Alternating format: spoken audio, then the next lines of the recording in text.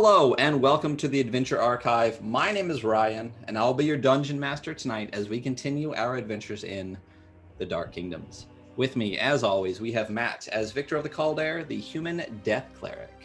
Jess as Dariana Bloodright, the elf-marked Seraphage sorceress. Jason as Cutter the Faceless, the Daracool rogue duelist. Andy as Beatum/Nolum, the gnome/Knoll divination wizard. And Eric as Sylvester, the Dampier Warlock, with his Spine Devil familiar, Annie.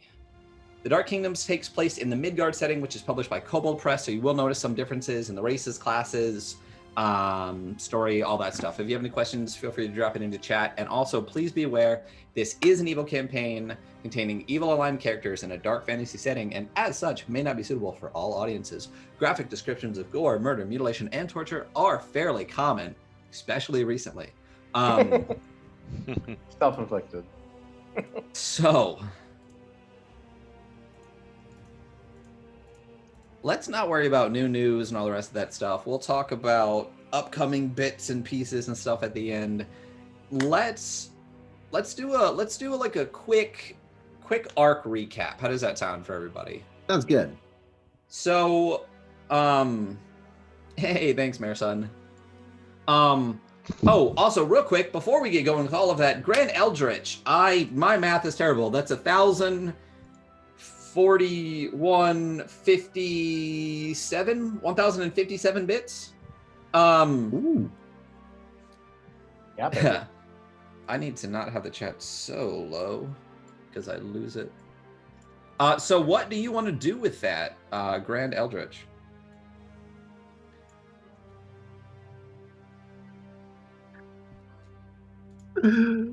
Cersei, you're killing me. All Banes, baby. Yeah. 1,057. What would you like to do with the 1,057? Thank you so much for 1,057 bits. We really appreciate that. And what would you like to do with those bits? Blesses and Banes are both 150. Everyone in the party except for Banes. Banes are 150. There Don't it is. give anyone a bless. There's a Bane. Oh, There's a victory. I just wanted to show that. Oh, don't give anyone a bless. I just wanted to show that I could have given someone a bless, but chose not to. I'd give it all in Banes. Oh. That's pretty funny. Oh, so okay. So what's the math on 1,057 bits to Banes? Two. Two? That sounds about right. That sounds about Minus right. two. Pretty sure it's two. -2. Yeah. Is that how many Banes you bought Minus me two. last time? So that's 7 Banes. That is. Thank you so much for. Yeah, and you have 7 bits left over, baby. Yeah. So Let's spend I it have all. 17 plus 7 is 24. That's how math works. Unless I'm super wrong, let me know. No, you're good. You gotta group it, Ryan. We were just doing that. By the way, Oh yeah, new math is so much better than old math. Why the fuck wasn't I taught that way? Yeah. That's what I do in my head. I took the 10 off and the 2 off and the 4 off and the 3 off or whatever. Oh, and then they, there's my slapped it back girl. together. Janelle in the house. Oh, Matt and Jason getting you guys back up to double digits. Capping us off. Ooh. Oh, wait a Thank minute, you. There's a bunch Right, coming in. right. Hold up. All right. Wait a minute. Let's Oh, start even with the Brad 2 that had I it. got at the beginning. So first it's Matt and Jason. So let me get those in. You get to 10. And don't forget, people with familiars, you can use your familiars on yourself or on your familiar. As far as I'm aware, the familiar is in the bag. mine's not. Yours is not. Brian is, and he's out. Thank you very much, neighbor. All right. Okay. So wait a minute. So I got the bless. We got the bless. Bri got a bless, and Nolan got a bless. So that's Jess and Andy got blesses. So here's a bless for Jess. Welcome back. And here is a bless. But we've got for- 11. Turn it up to 11. We made 10 louder. Okay, I think that's that. Annie got a bless, which means that Eric got a bless. Oh gosh, you people. Janelle gave Yield, Cleric of Chernobog. I'm gonna bring her onto the game just so she can't use her points anymore. That's why I was asking you. I was throwing you a bone. There you go. We need. I we gave need you a the, bane in my own game. We You need did. the You did. Adventure Archive intern to handle all of our bless and banes. Yes. Production Okay, so wait a assistant. minute. So that was the cleric one. Hacky / Rogue of the Dead. That is Jason, the hacky / Rogue of the Dead. And then Dariana got another one. And then Cutter got another one. Okay. Back to Jason. You have 12. And then Jess has 12. Well, no, wait. Yes, 12.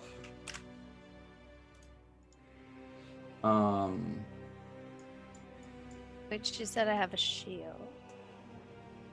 Where are our tokens on the map? They fell Wait, down the we- hole, we remember? dropped down the hole. Yeah, we fell down. Oh, Oh. Yeah, baby. The Dariana got a turquoise tile shield. hole. Turquoise tile. Like, just the very basic, everyone knew what was happening, let's just do this thing, hole that Yeah. you guys fell into. That's what I was like. Everyone's like, "Hey, what That's about great, this?" I'm though. like, "Come on, guys, get on the fucking tiles." Yeah, that's exactly. Well, I saw it. I was just like, he fucking knows. It's 10:30. Let's just fall down the hole, guys. Come on. Okay, so, Arc. yes, are we all caught up? Is everyone all caught up? Somebody said, "Watch, it'll all be Banes," and I couldn't resist. Hey, listen, gotta do what you gotta do. All right, that's all I'm saying. So, I love how you think there's gonna be no death on your watch. You know, that makes me giggle. You Right. watched this prep. Hexing. No hexing. Janelle. So, basically, from about the beginning of the stream, we'll just take the current main arc that we end first. The first arc was, long story short, the party was working for one of the lords of the vampire kingdoms and had to go kidnap an important young woman from a neighboring kingdom, which they did quite successfully and brought her back. Stuff happened, characters died, yada, yada, yada. Since this current arc, after they brought this girl back, the king of the vampires, King Lucan, showed up, took out his anger on the Lord, told you guys you almost started a war, and said, but you also did a good job, and for doing such a good job, guess what? You get to work for me now. And he sent you on a quest to figure out, to wipe out the heretical faction of Red Sisters to the blood goddess Morena, which is basically the state religion of the vampires, as well as figure out what and who or what is going on. There's something disrupting the alliance, but that the vampires forged with the ghouls 10 years ago to take over the kingdom of Krakovar and expand the Grand Duchy of Morgau. Find out what is trying to cause issues with that and stop it. Through the course of your trials and tribulations, you have taken out some of the Red Winter sisters, the heretical faction. You also found out that there is a figure, the Archduke of Avgost, of the former kingdom of Krakovar, the brother of the dead king of the former kingdom of Krakovar, the last royal blood left in all of Midgard. Found out he was an important figure in some type of ritual that will be taking place quite soon, and his blood is quite important for it. You had him in your grasp a number of times, but he slipped through each time. In the most recent time, he was abducted by ghouls from the town that he was in and taken down in the Ghoul Imperium. You all, knowing that you couldn't venture through the Ghoul Imperium, most of you, since most of you are not dead, you were given advice to take a shadow road to Seawall in the Southlands, to the Grand Necropolis of Seawall, talk to the Gravebinders, and who were rumored to have some way to walk safely amongst the undead. When you got there, you unhappily agreed to a quid pro quo. They were having issues in their area as well. In the necropolis, the dead are allowed to kind of control it at night while the living control it during the day. But that law was being broken. and you were asked to figure out why. Through the course of your investigations, you found beneath the Ilia family crypt a catacomb that seems to be dedicated to the god of death, Anu-Akma. He is a god of death, not only revered in the Southlands, but also by ghouls. And you saw a lot of graffiti and various adjustments to some of the accoutrements within this catacomb towards Anu-Akma. At one point, you were accosted by a sandstorm that ripped flesh from some of your bones that then filtered its way downstairs, deeper into the catacomb. You were also forced to remove body parts from yourselves in order to escape from a room that was filling with sand. Most recently, you found what appears to be the creature that had been just macerating corpses throughout this dungeon previously. It was a bone claw and what appeared to be a small army of skeletons that were risen up from both old and newer corpses. After defeating that, you saw an altar where, after reading the language, using a spell, did that spell require verbal components? No, it was not a spell. It was a class. It was a class feature. There we go. Yeah. You were able to determine that you needed to pry this statue's mouth open and fill it with flesh and blood. And then you were actually able to pry this warm statue's mouth open, fill it with flesh and blood, and afterwards were blessed before the altar turned into dust and faded away in front of you. You were blessed with the restorative powers of what appears to be maybe Anu-Akma, and received the benefits of a long rest, leveled up to level 13, and what was left behind was an amulet, a golden pyramid with wings and a halo, that you, once wearing it, were imbued with the knowledge that this is the amulet of the Blessed Archive. Not sure what it does yet. You ventured forth onto 6 turquoise tiles that triggered the floor beneath you, beneath those tiles, to fall away, and you plummeted down into darkness.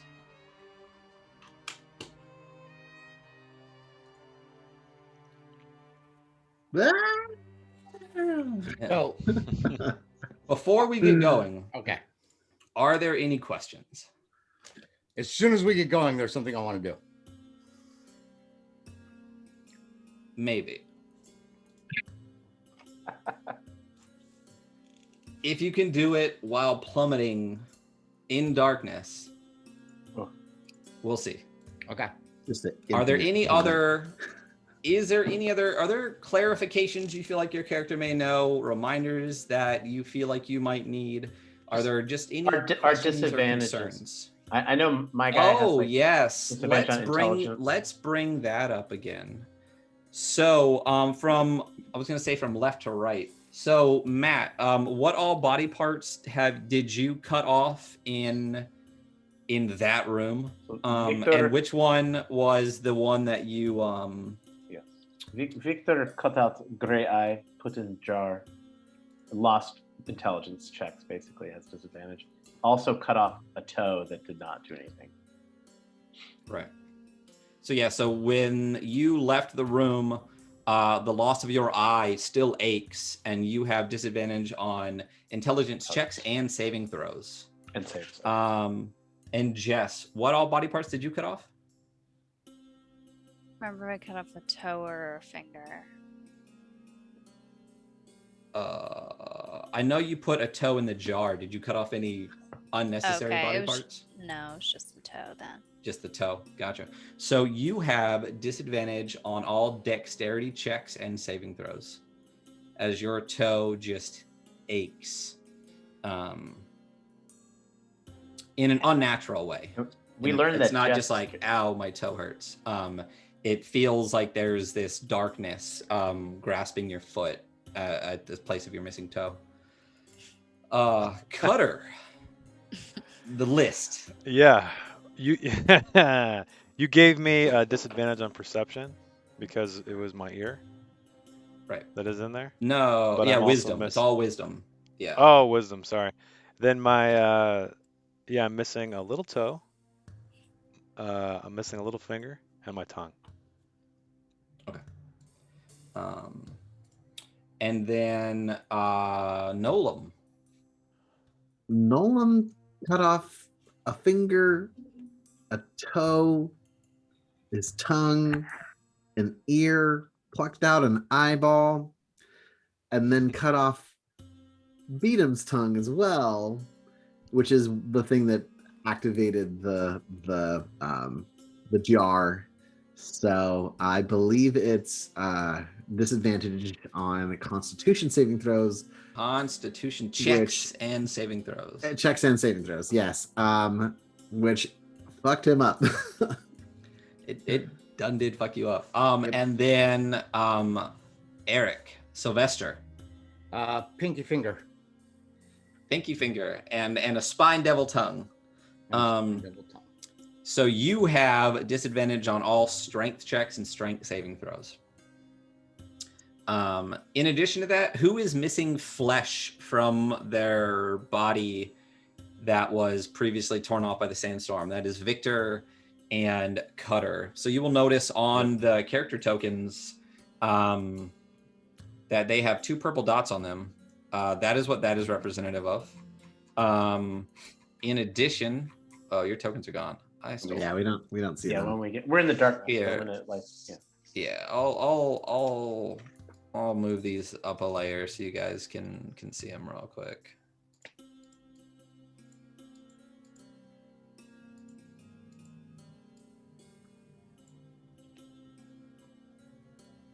Oh, I think I just moved them into the dark area. Can you guys see your tokens now? Yeah. So, Cutter, you're missing some flesh. The green dot on Victor is an inspiration. Don't forget that. And the purple, you are also missing flesh. Sylvester, you have inspiration, a red card, and a blue card. Jess, you have inspiration and a red card. Let me actually just bring that up and pop it out and have it sitting out so I can clearly see these things. And Eric, no, you didn't use your blue card. So to remind people of the blue cards that they do have, Jason, you have a 1d10 on a skill check or attack roll. And Eric, you get to choose your initiative. Like the order, not the number. You can't say like 50. But you can just say that, you go first amongst the players or whatever. So.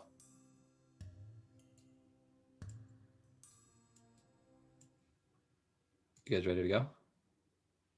Yep. Let's do this. Yeah. All right. The air rushes past you as you plummet into the darkness. As you continue to fall, you see a light beneath you. I can't. Okay. And as you approach, what would you like to do, Eric? I want to cast levitate on myself. Sure, cast levitate. Roll me an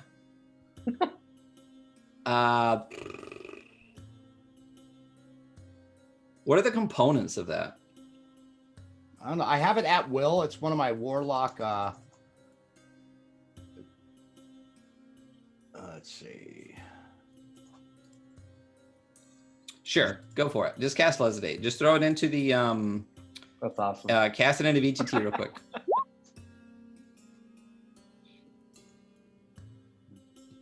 Verbal, somatic, and material. So I would actually like you to make a dexterity check for me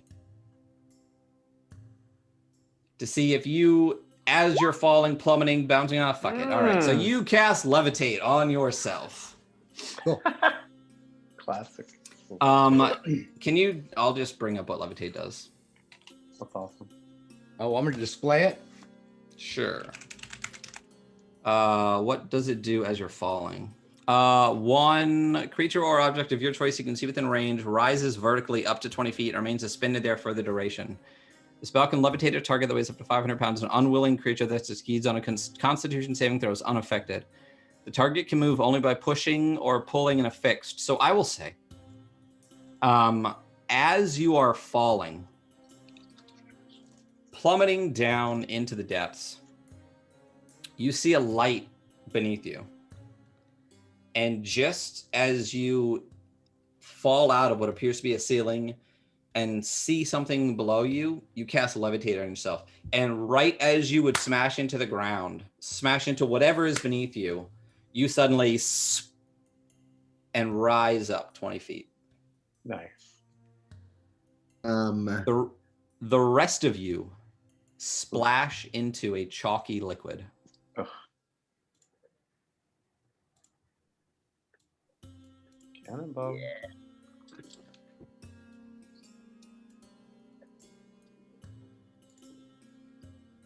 As you rise to the surface, the liquid hisses and pops around you and reeks of funerary crypts and church morgues.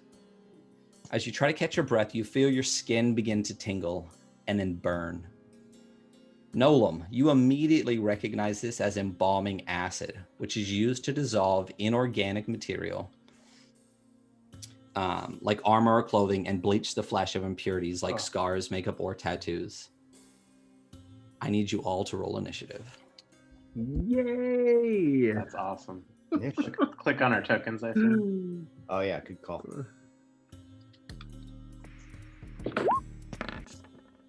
Oh, that's nice.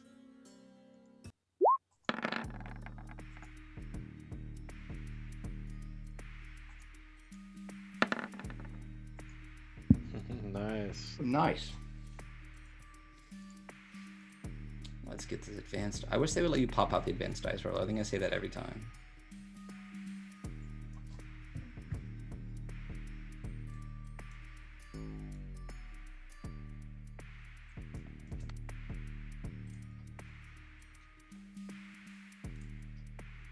Turn order. Did I clear it from last time? Nolam, Cutter, Sylvester, Dragana, Victor. Sylvester, do you want to use your blue card to go in front of Nolam? Or are you good? I'm good.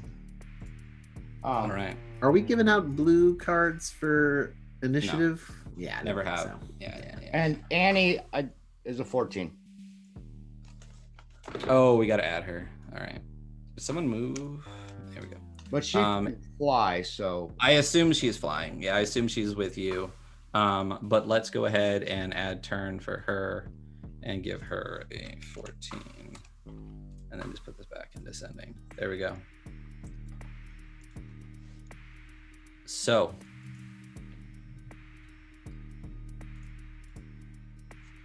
Nolam.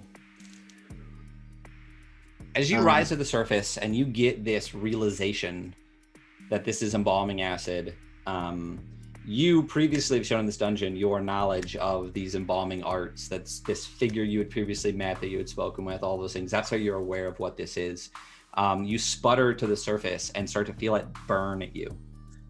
You immediately take 5 points of acid damage. All right. Okay. Also, as you rise to the surface, catch your breath. You realize, while submerged beneath the surface of the embalming acid, barely noticeable among the particulate at the bottom of what appeared to feel about 10 feet deep, you saw 2 objects seemingly unaffected by the acid. You can choose to swim out of the pit and take no further damage, or you can risk additional damage and swim down to the bottom of the pit and try to retrieve one of these objects. This reeks of Circe. He's going to dive down to the bottom. No risk, no glory. I need you to make an athletics check. Okay. As you swim back down right after rising from catching your breath.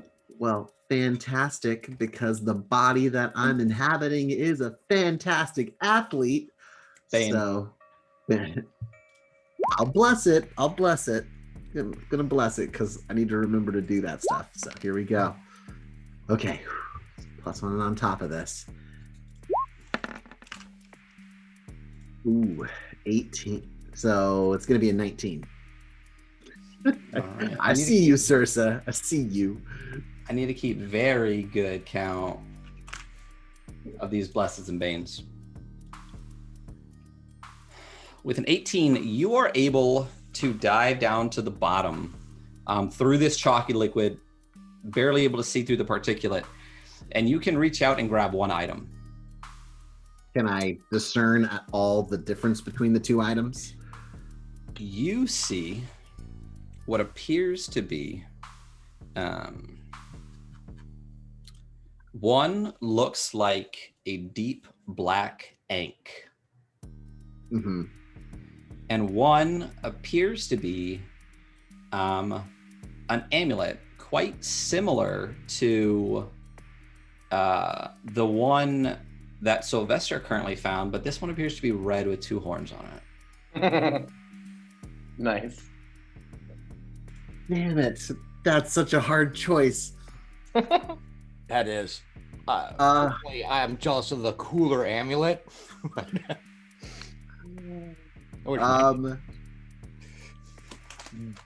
Nolan is going to grab the Ankh.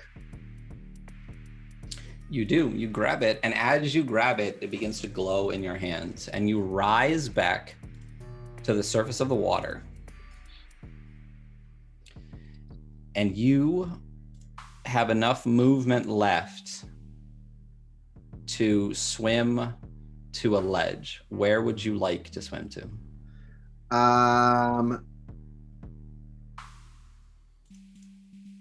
Nolan is going to go to this ledge, if that is okay. Sure. So you are just getting there, pulling yourself up. That's where you're at right now. Awesome. Sylvester, levitated above this, you see your comrades splash into this water so hard it actually splashes up against you, against your ankles, and you feel a burn. You just shake it off. You don't take any damage from it, but you immediately realize this is some type of acid. You can't really see through it at all from your height. You're 20 feet off the ground, right where you're at. There is nothing within reach around you. What would you like to do? I'm gonna grab onto Annie's tail and have her pull me. Okay. When it's Annie's turn, she can pull you. Okay. Wow. That's pretty cool. Victor, So you splash into this, rise up to the surface, and similar to what Nolan saw, you recall as you rise up that deep within this acid pit, you saw 2 items. yeah, but Victor's a little freaked out because they had last time they were underwater was in a sewer. And so he is going to cast Water Walk. It grants the ability to move across any liquid surface, and it also gives up to 10 willing creatures within 30 feet of me that ability for the duration.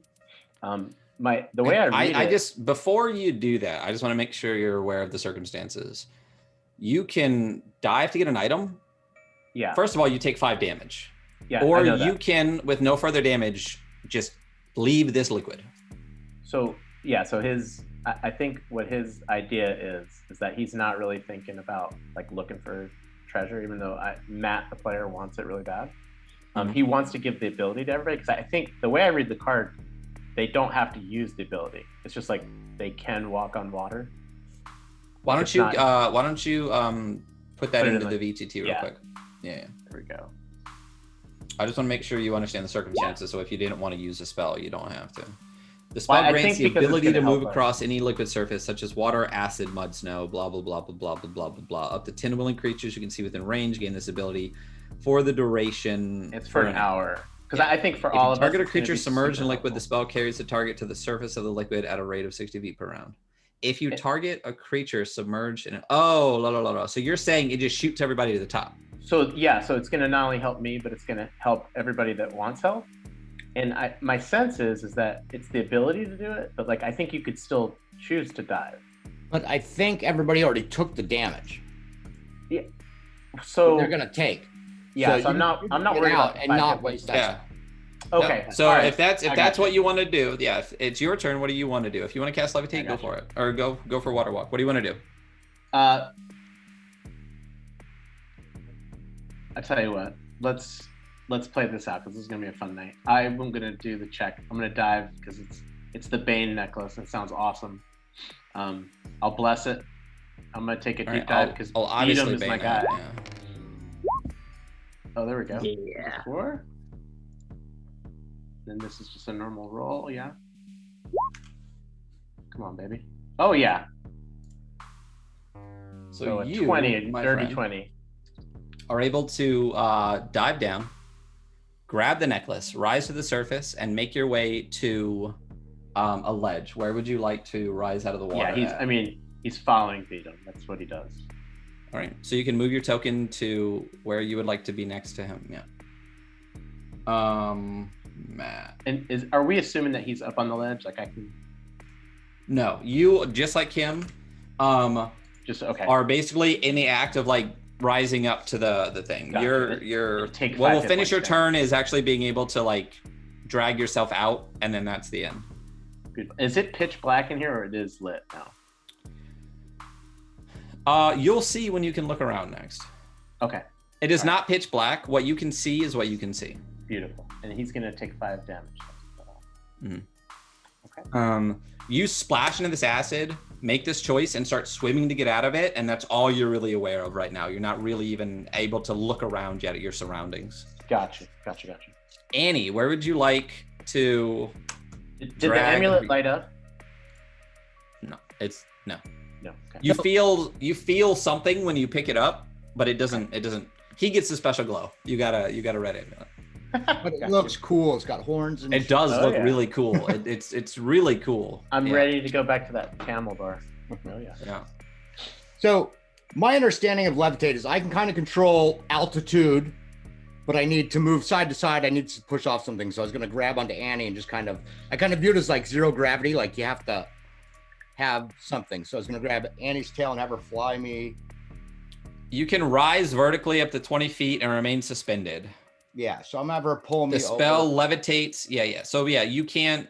Yeah, something has to move you. You can change up to 20 feet in either direction, up or down. Right. But something so I has can to control propel you. altitude, but not right. So Correct. that's why I wanted to grab onto Annie and have her pull me over to the ledge there. Okay. As you do, one thing that you notice right away is this caw above you. And you look up, and Cutter, as you rose to the surface, you saw your companions, Nolam and Victor, dive back down, rise up and swim away. You assume the items that you may have seen have been taken by them. Where would you like to surface out of this water? Oh, you also take 5 points of acid damage. Okay. I want to look around, like as I rise to the surface, like what is all this stuff I see around me? So, as you rise up, you see from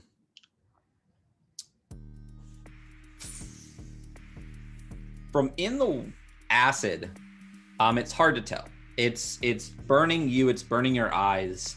But you see what appears to be some humanoid shapes. And you also see both here and here what appear to be walls. And just on the edges of your vision around these walls, you see what looks to be a tiled floor.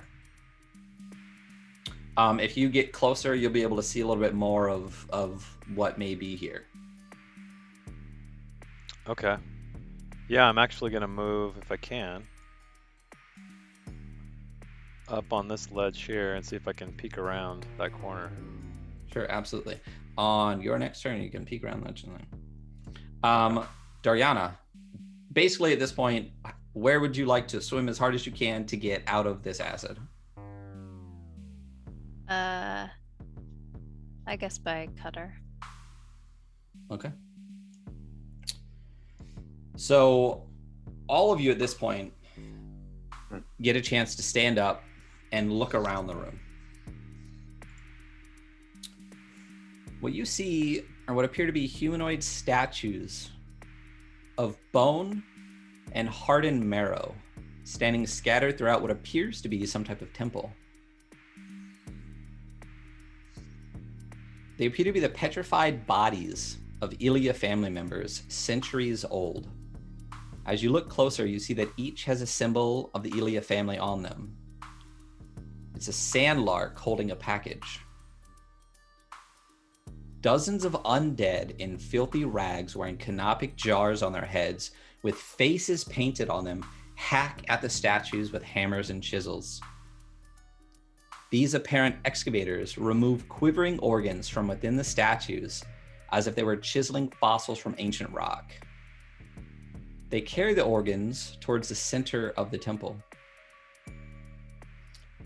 As you're watching, you also hear this caw that Sylvester had heard, and you see swooping around these two side kind of island platforms here.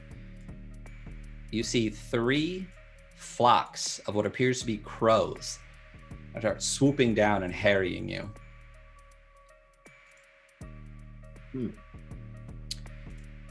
As you look in the direction that these excavators seem to be carrying these quivering organs. Quivering is such a good word. Oh, so the organs are not rock. No. They can't. Oh. Are they not paying attention Okay. to us? No. And they have At the stars center- on their Oh, head? she's upside down. They have jars on the head. She's not upside down, she's looking that way. At the center of the temple stands a 3 metric dude tall statue made entirely of bone and ossified tissue. It appears to depict Anu-Akma, the jackal-headed god of death. As the excavators pull these quivering organs out of the statues, they take them over to the statue and toss them into large chiseled holes that have been opened in the ossified tissue. On the statue's upper chest, you see what appears to be 5 bits of flesh, fashioned almost like a necklace and held in place by a finger-length iron nails. You see a tongue, an eye, an ear, a finger, and a toe. Oh. Standing in front of the statue, with her back towards you, is a woman draped in darkness and surrounded by floating implements. She appears to be overseeing the excavators as they place the organs within the statue.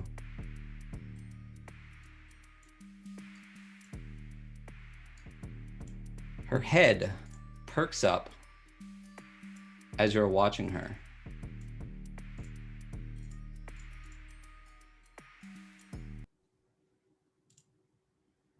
Uh-oh, the music stopped.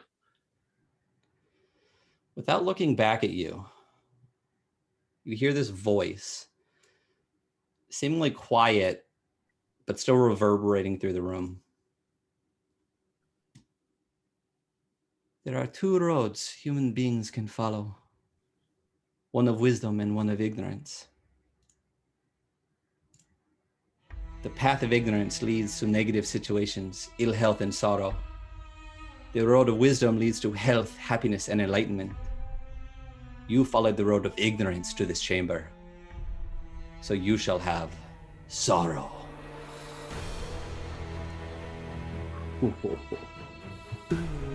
Oh no. Yikes. And as she turns around,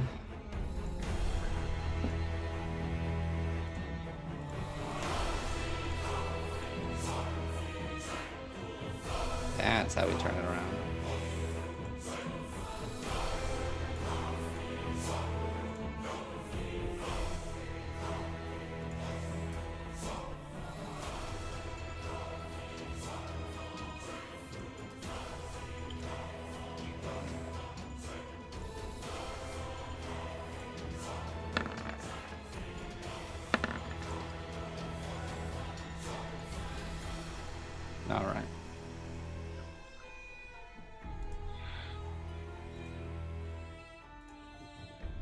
Nolan.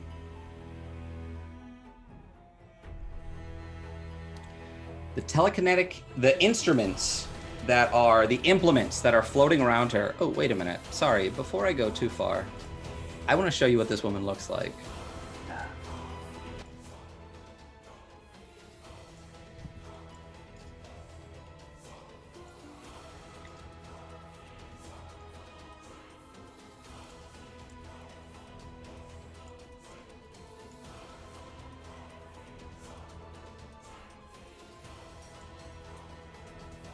Whoa. Hey, I've seen this. Did you write about this? Damn. Floating Sweet daggers and pasties. all. More than daggers, there seems to Implements. be almost like a cloud of various tools and implements surrounding her. Wow.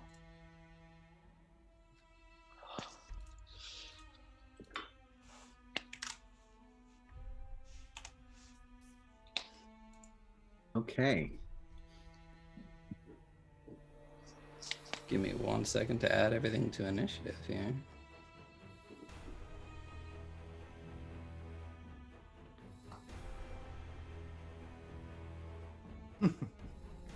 Yeah. Hey, she's being modest. She's got the nipples covered, right? Hey, listen, I had to make sure the boobs were in the token too.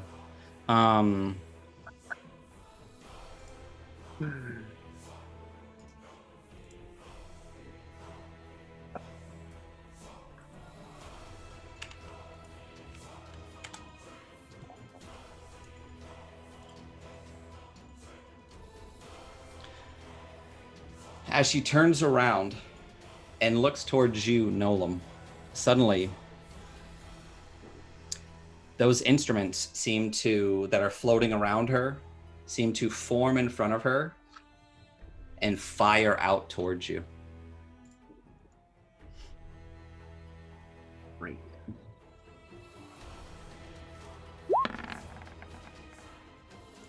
Yeah.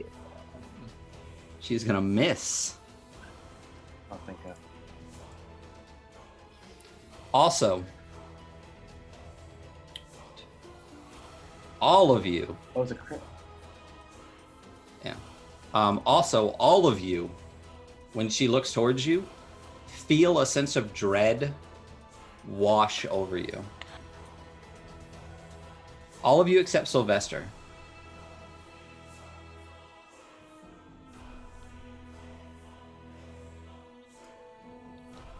Okay. Cool. As the implements fire past you, they actually ricochet, bounce off the far side of the temple, and strike back towards Victor.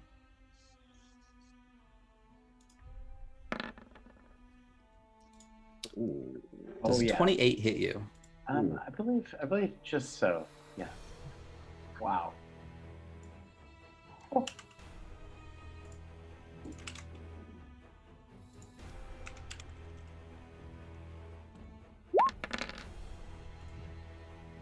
Wow. Right on. You take 36 points of damage as they appear to ricochet off the back wall of the temple and strike into your back. Oh, okay.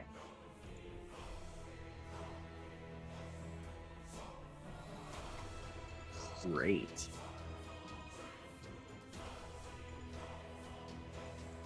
Also, There's more? from the darkness draping her lower section, she appears to pull out what seems to be a scroll.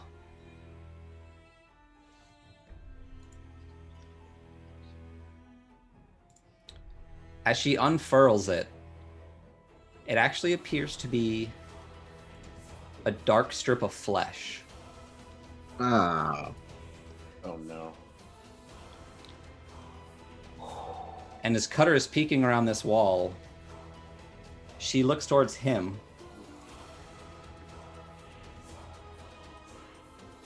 Oh. I think I closed my window.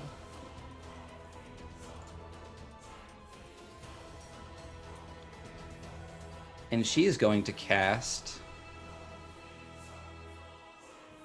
Blood Puppet. Bad.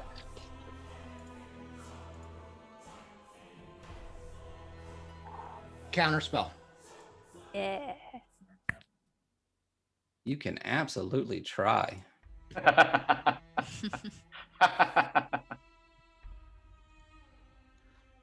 What level are your spells right now? 5th. So as she begins to read from this strip of flesh in front of her, as soon as she finishes, the flesh appears to just rot away in her fingers. And then she appears to almost be rocked by some force, and there is no effect. Nice. Nolam.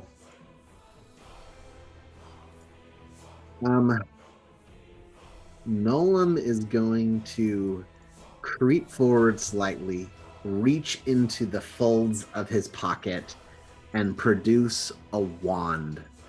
And he spews web out of that wand from here to create a webby barrier between them. And then he steps over here out of sight of the lady, shakes the fluid off of him, and turns to beat him and tries to get the acidic substance off of his body, and turns and looks around at these bizarre individuals. They're like zombies, basically, right? Kind of. So this is where you put the web? From wall to wall. From wall to can, wall. Yeah, Okay. it can reach out from wall to wall. Yeah.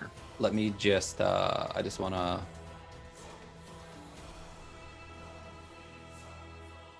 put web there. That's a web, guys. It's cool. Perfect. Yes. They are what appear to be undead in nothing but rags, but on their heads they have canopic jars that have faces painted on the front. And all of them that are the closest one to you as you move towards it just huddles and cowers into the wall behind the statue, but all the rest appear to continue to keep hacking away and pulling organs out.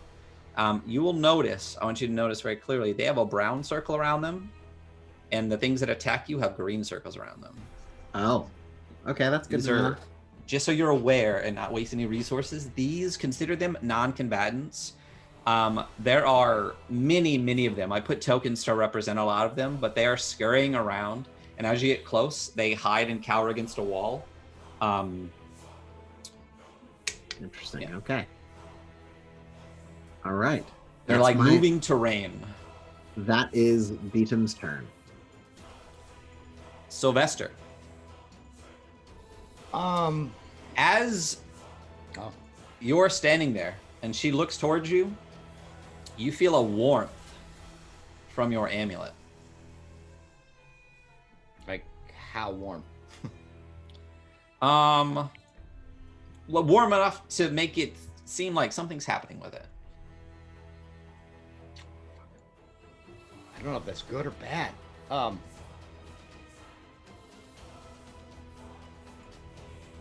I'm gonna keep wearing it for now. Everyone else seemed unnerved by her gaze. The gaze, you seem unaffected by it. Cool.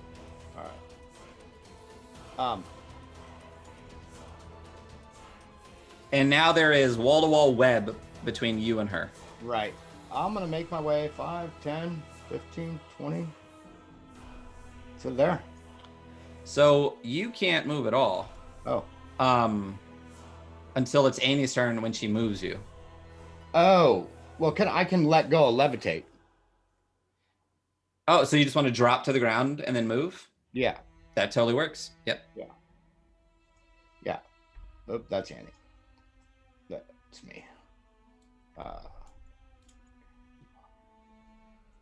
25 feet of movement.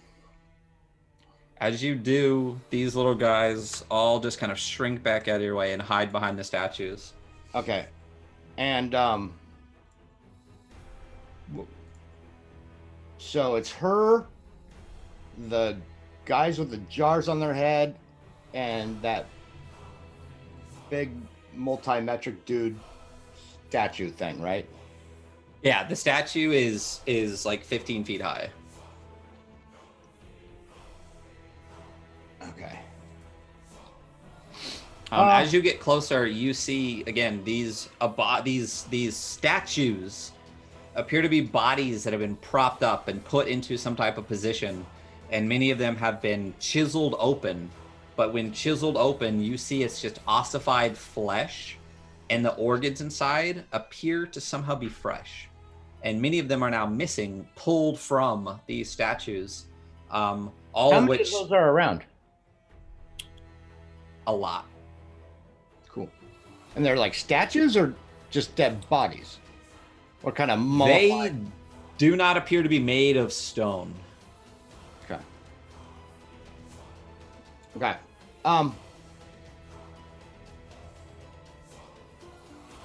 And the statue, you said it was made of something too. It's not stone either? No, the stone also appears to be some type of ossified tissue. And they're putting things in it? The as you watch, the excavators are literally removing organs from these smaller humanoid statues and going over to that statue, and in areas that have been chiseled open, they're throwing organs inside of it. Okay. So I'm going to cast create bonfire at the base of the statue. Okay. And say, I'm sorry to bother you. I've just come for my pinky. All right. Go ahead and throw the create bonfire in there.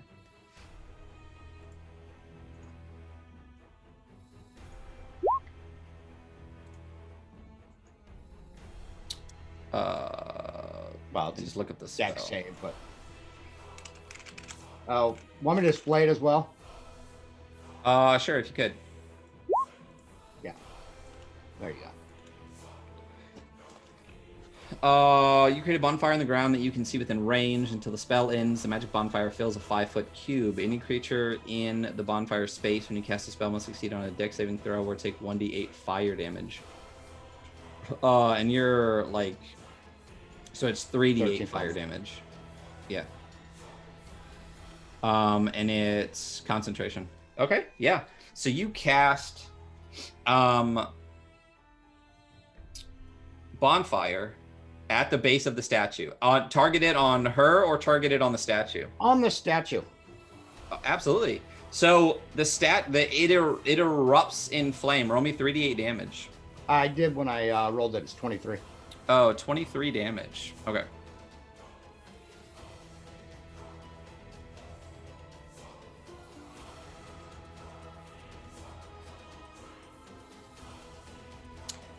So,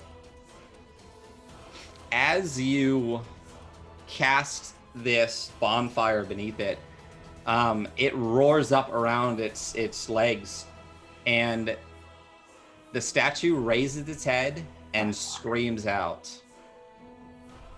Suddenly, all of the excavators flee away from it as far as they can. That's not what I was expecting.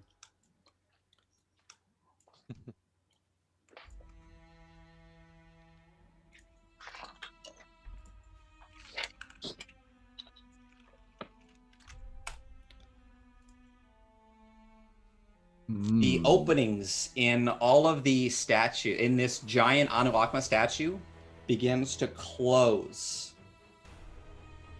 across, sealing the organs inside of it.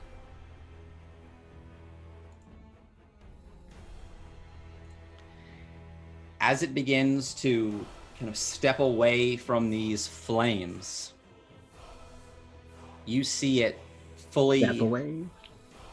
It's not moving. It's like kind of just like moving away. RP. It's kind of bracing back from the flame that is in it. you see the ossified body transform to raw, naked flesh. And the wounds seal up into these heavy, heavy, thick scars. It begins to lash out around you. What I'm going to have each of you do is roll me 3d6 to determine how many organs of which kind are inside of this statue. Give me 1 second real quick. Janelle, you got a false... Victor has a false life. Okay, Victor, with false life, you can roll... I have the spell right here. Yeah. It's a second level false life. You get 1d4 plus 9 temporary hit points. Right now. Thank you. So I should roll a d4 right now. You should roll a d4 right now and add 9 to it, and you have that many temporary hit points. Thank you, Janelle. Let's get it for him.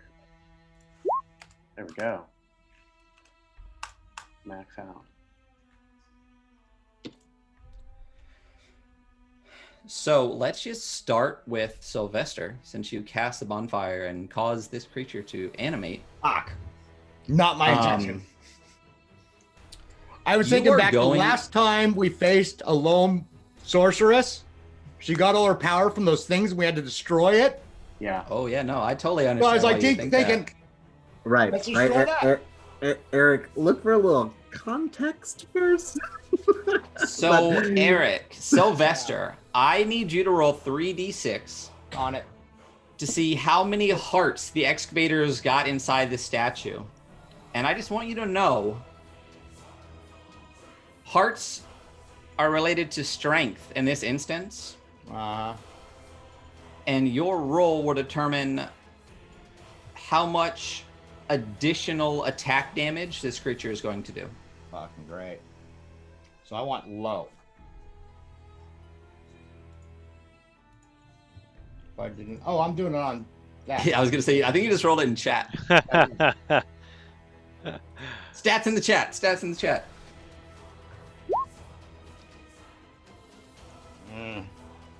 And Mediocre. yeah, that's actually okay. You rolled a 10. There are 10 additional hearts thrown into this statue. Lucky for you, a 10 equates to 0. And it does not have any additional attack damage based on these hearts. You're welcome, guys. All part of my master Nice plan. work. Victor, So I need you to roll 3d6 for how many brains have been thrown into this statue. It is going to be based, the score is going to be for its intelligence, and it will determine how many additional spells this thing can use against you. Fuck. Okay, got it. Man, I wish the disadvantage was for this, but this intelligence. Here we go. 3d6. Boom. 15. Sorry about that, guys. It now has 2 additional spells it can use against you. I'm fucked.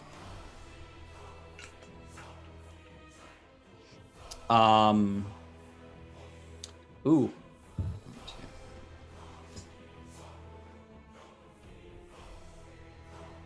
Let me roll 2d6.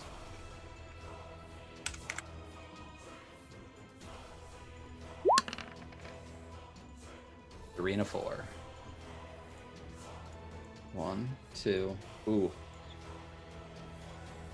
All right. Ooh, that's making me feel good over here. Cutter. You are going to roll for the number of lungs that are sealed inside this 15-foot statue of Anu-Akma, now animated. And it is going to be its dexterity you're going to see how much additional armor class is added to this idol.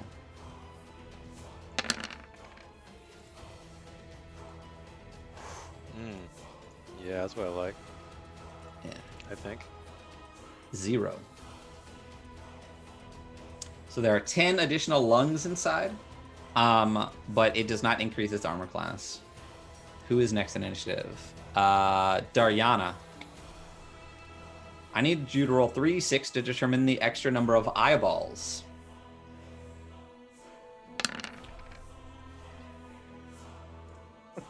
$12 additional eyeballs inside. Give it a +1 to all of its saving throw DCs. Right.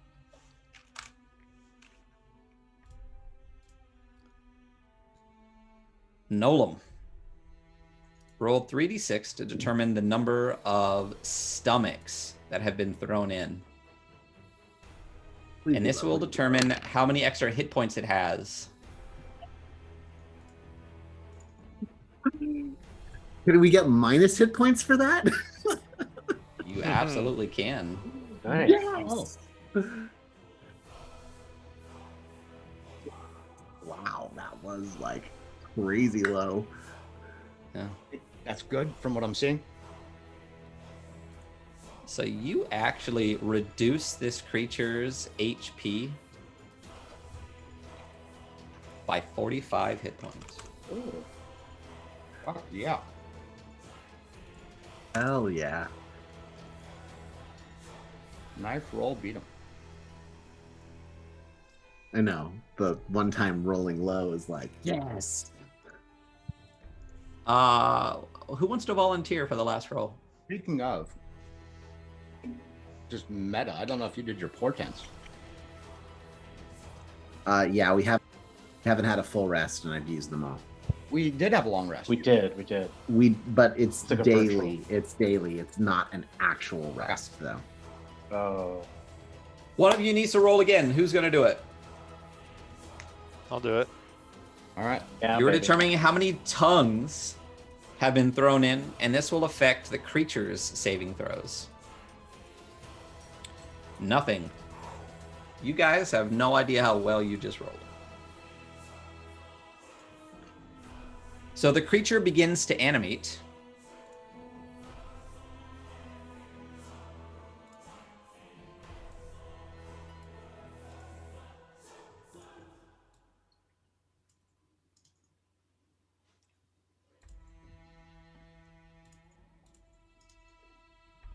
Say hi to everybody. Hey! Oh, thank goodness. Saved by the baby. Hi, Ian! Hello. Yeah. Hi. Gotta get the null face on the baby. No face on the He baby. wants to play with the mouse like super bad. So Well, who doesn't? cute. Ian? Yeah. Ian. Yeah. Here you go.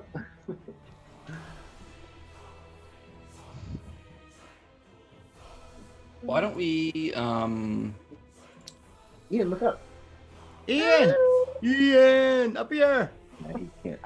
There we There go. it is. is. There it There we go. is. Oh, with the arms outstretched? Yeah. Did you give him a jackal head? Yeah, jackal head. All right, I will be right back. Why don't we just take this opportunity to Yeah. all be right back? We'll take a quick bio break, reset, and we'll be back shortly. Say bye-bye. Bye.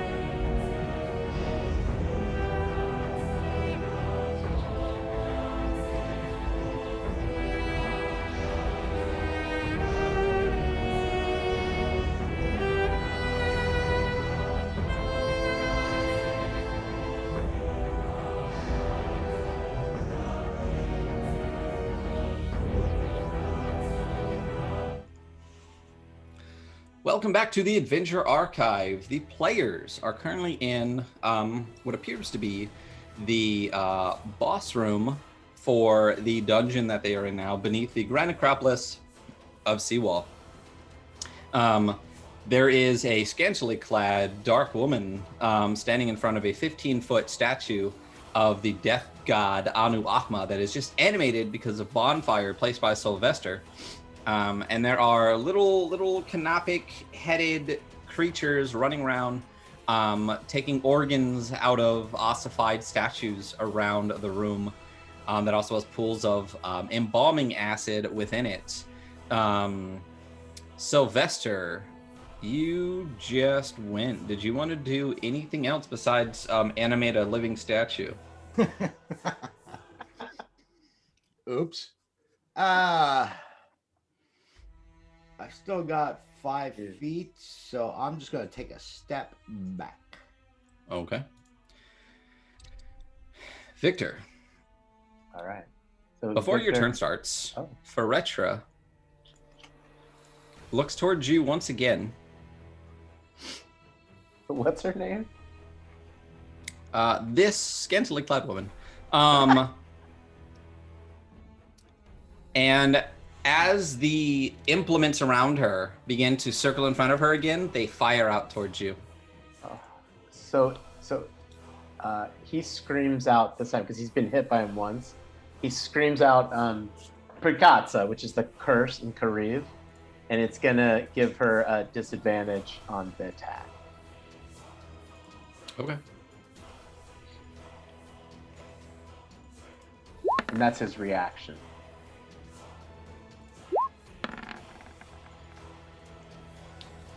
So as you do, the implements fly all around you, but somehow miss you, Oh, thank goodness.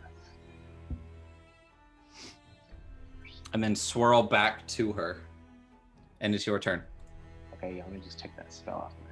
So I'm guessing we're gonna burn through all of our spells here. Okay, so he uses his first 5 feet just to get out of that acid.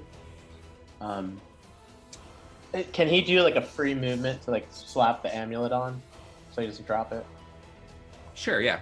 Okay, so he slaps the amulet on. As you do, you feel a warmth fill Okay. you. Okay, he feels a warmth. Because of the warmth, because he's not a super fan of her, he could see her through the web, and he can. I'm assuming he could see the jackal behind it because it's like 15 feet tall. Did the jackal take? Oh, go ahead. As far as I was made to believe, the web has filled that space. So he can't see through it. That's her- it's Beatum's spell. Yeah, so let me put it up for you just so you can see. So did her implements just Put kind it of get into stuck the- in the web, maybe? I want up this. Sure, we'll say that's why she There we go. missed. Amass a thick, sticky webbing at the point of your choice. The web fills a 20-foot cube from point of for the duration. The webs Yeah, I are would difficult say terrain it's- and lightly It's like obscured. lightly obscured. So what does lightly Yeah. obscured mean for like vision spells? So I believe it gives some kind of cover, but you could still see through it. That would be my Oh. adjudication. I'd say that you could see through it, but it's up to Ryan. Yeah. So I'm down with that. I'm down for lightly obscured, not heavily obscured. So let's say it's partial cover. So, but his idea was like, is he wanted to use Toll the Dead, so that like cover hopefully would not be like an issue, if he can see them. If he can't, I'll keep Sure. moving.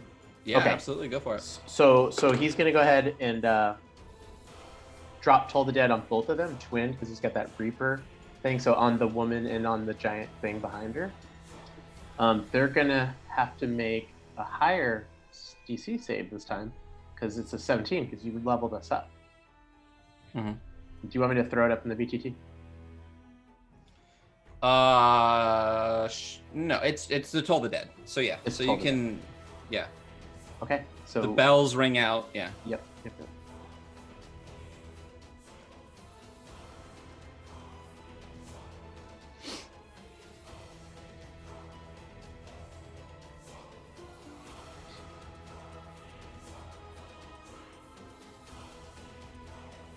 Are we waiting for a save or something? Yeah, for a save from the two of them. What is the Right. save? Oh, it's a 17. DC 17 of what? For wisdom, I'm sorry. Wisdom. That's Okay. I'll throw it up.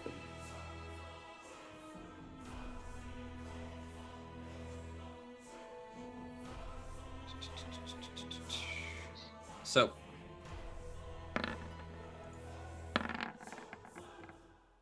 that is a 20 to save from the statue. Okay. And the bells seem to not affect the woman at all. Oh, awesome. Very cool. Wow. Are you doing anything else? Yeah, so he's gonna keep moving. So that's fine.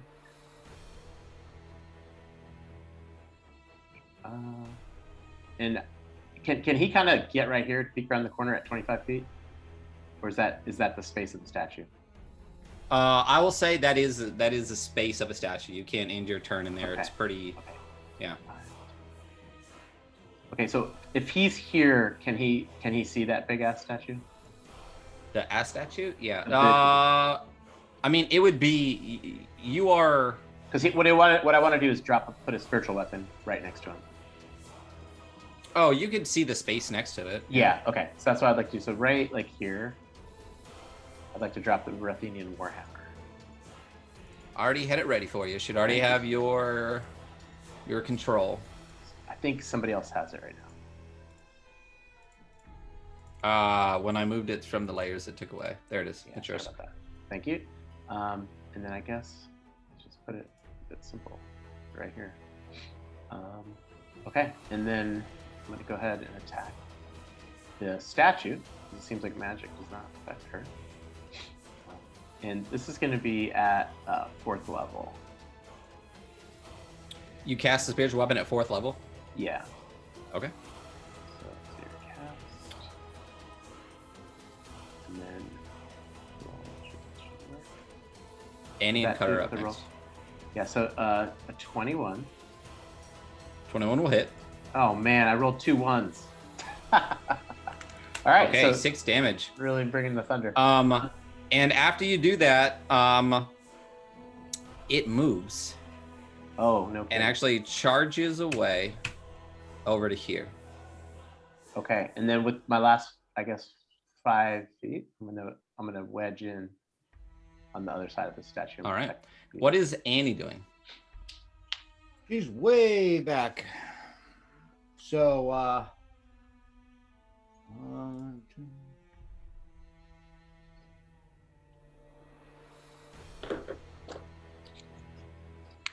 Have we noticed those crows doing anything?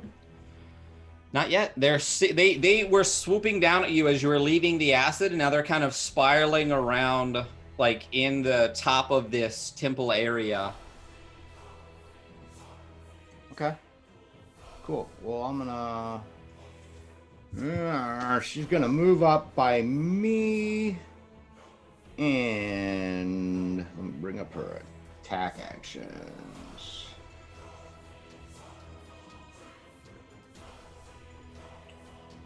Uh, 5, 10, 15, 20. So she's gonna do a quick flyby on Anu-Akma here, Okay. and do a quick couple attacks. Okay. So the first one will be her bite.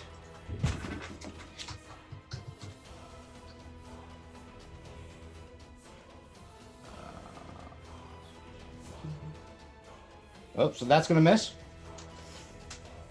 And the next one's gonna be her 4.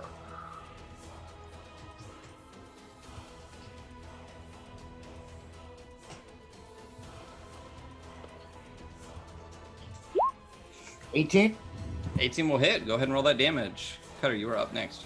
Won't be much, but oh, it's just wow. But every little bit helps. 2 points of damage. All right. So as it But she- bites and digs in with the fork, the She fourth starts moving time you back. seem to just poke in a little bit. And then she flies out of there. Cutter, you are up.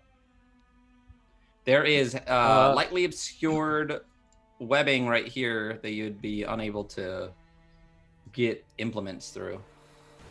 Right. I want to try to leap across here. So the statues in that space, I will have you roll a dexterity check. Just regular To get across dexterity there. or like a skill? Yeah. Okay. Yeah, just a dexterity check.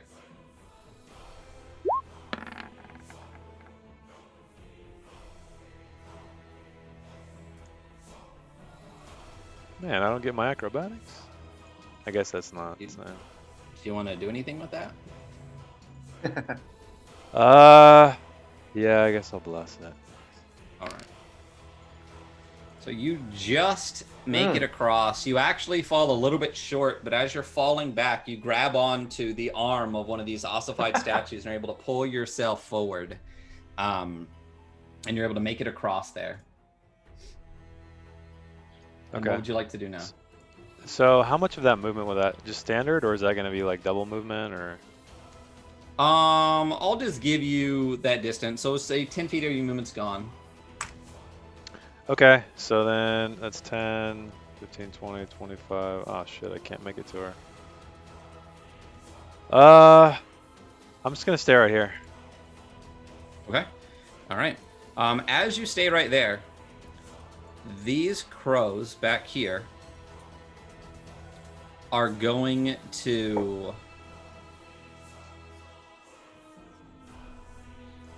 fly down and strike at you in a cloud of beaks and talons. And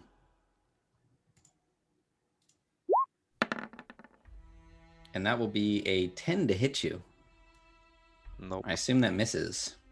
Yeah, it misses.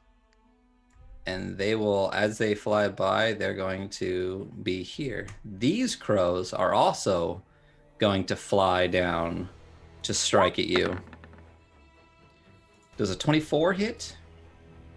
Yeah, that'll hit. So you take... I'm gonna use my uncanny dodge. All right. You take slashing damage.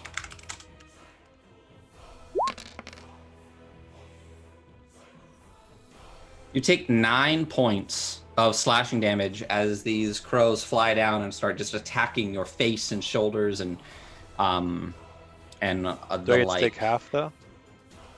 Yeah, if you're uncanny dodge let you do that, you can. These crows are actually going to fly towards Annie and attack Annie. And miss terribly. Oh, good. These crows are going to strike down at Sylvester. Oh, that's not very nice. It'll be a 19 to hit you. Yeah, that hits. Are you at maximum health? Yes, I am. Okay. Okay, boss. That'll be 10 points of slashing damage as these crows strike in at you, clawing at your eyes and face.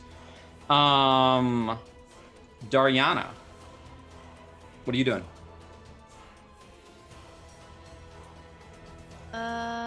Did you guys rest last session? You had a long rest and There a was level. a long rest? Yeah. Okay. Did I lose hit points after that? So there wasn't necessarily a long rest. When they completed a ritual, you were blessed on this golden glow with the benefits of a long rest. So you're at max everything right now. Okay. Minus the 5. All right. That's good. Oh, that's right. The acid. Oh, you do have missing hit points. I do? All of you have missing hit points. Except for Sylvester. Oh, no. Sylvester, because you floated. Yeah, you were the only one. But Jason did have fewer. So I'll remember that for next time. Okay. Dariana, what are you doing? Nolan, you're next. With Spell Sniper, do you think I could get through that webbing? I mean, I called it partial cover, so if with partial cover you can surpass with Spell Okay. Sniper, then sure, yeah, absolutely. Okay, I'm gonna move up here and try something new. I'm going Okay. to cast Ego Whip at her, Nice. and I would like to heighten it. Okay. That's a great spell. I almost took that today. I'm hoping it will come You in handy. lash the mind of one creature you can see within range, filling it with despair. The target must succeed on an intelligence saving throw or suffer disadvantage on attack rolls, ability checks, and saving throws, and it can't cast spells. At the end of each of its turns, the target can make another intelligence saving throw. On a success, the spell ends. So it's an intelligence saving throw. Unfortunately, she goes like right after me. That's okay. Turn negation is a fantastic thing in 5e. Yes. Oh, I did heighten, so it's she has to roll at disadvantage. Okay. Unless you have something that negates it. No, I can roll that again. God, she has a +9. That'll be a 14. What do I? Oh, your DC's got to be higher than 14. Gotta be higher 14. Yeah. What? Sorry. Is it like my spell save? Yeah. Yes. Mhm. Yeah. Not these days. Right up at the top. Modifier spell attack, save DC, and your spell. Get that Oh, word spells. purple. 16. Yeah. Cool. So she. So failed. as your ego whip strikes out at her, she's going to just choose to pass this one. What? Yeah, she's a badass. Pass? She's She's a awesome. badass. Are you doing anything else? How does she pass? Just- I guess not. All right. You got a badass here. Yeah, we do. He just decides to pass.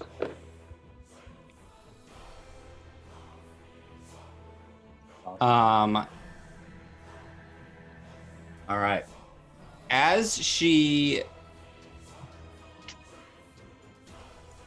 Rare pass. looks through the webbing in front of her, looks at the person who just tried to ego whip her. I need you to make a wisdom saving throw, please. And I will bane that for a -2. Bless it. I'm gonna bless it for sure. And I have a negative to saving throws, I think, right now, right? You have a -2. What did you cut off? Yeah, I think she's. A toe. Dexterity. Yeah. Dexterity, yeah. I think you're okay. Oh, just dexterity. Okay. So wisdom saving throw, and I'm gonna bless it.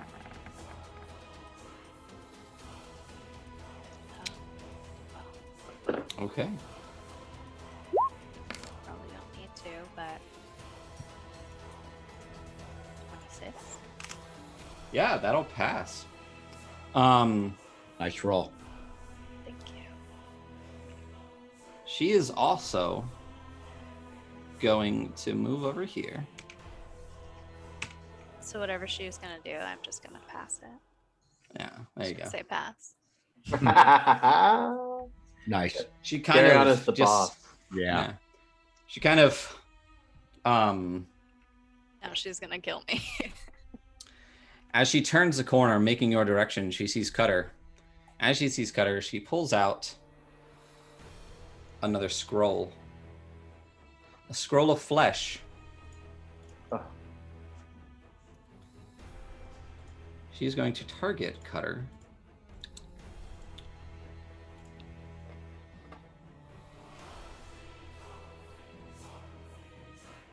I need you to make a Constitution saving throw, please.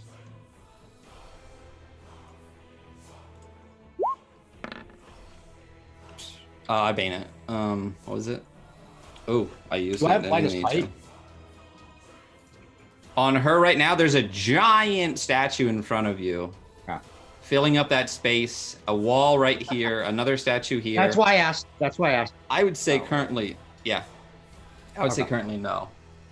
I did use a bane on this. So,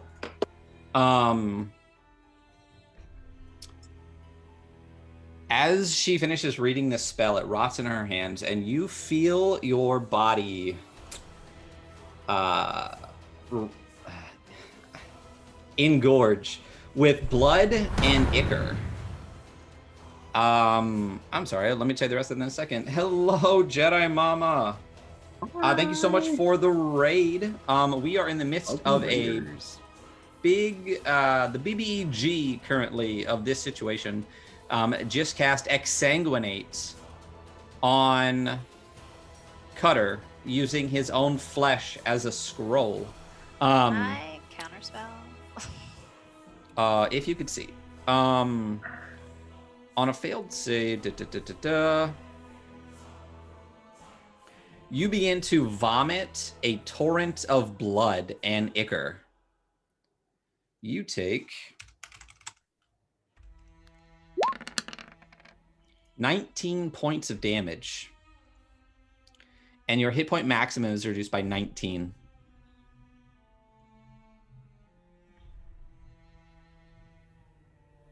Fuck. Sorry, I think that was my spell. No, it was just a random spell because he's not a caster. Oh. And that will be the end of her turn. And then it is this creature's turn.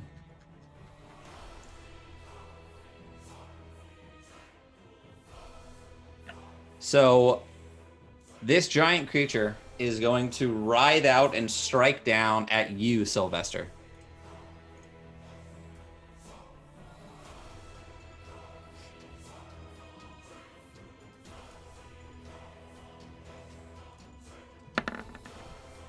That'll be an 18 to hit.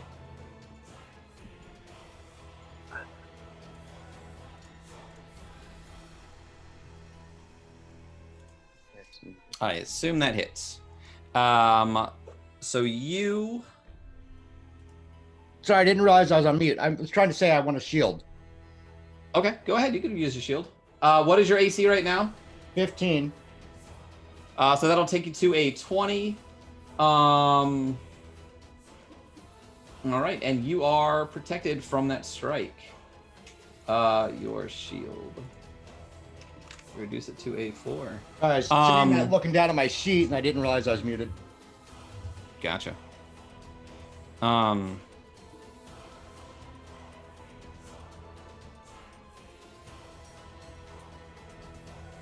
right. You can Nolam, you are up.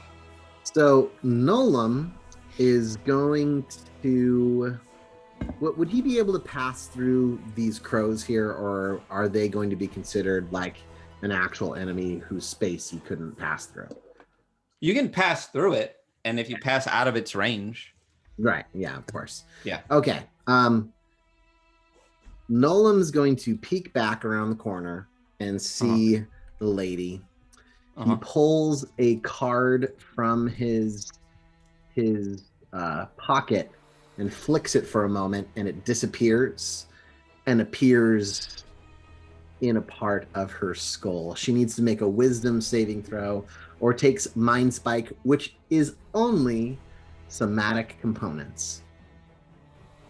Okay. Which only has a requirement of somatic. So 18, or she's going to take 8d8 damage as I cast it at 7th level. What kind of damage is it? It is psychic damage. Okay.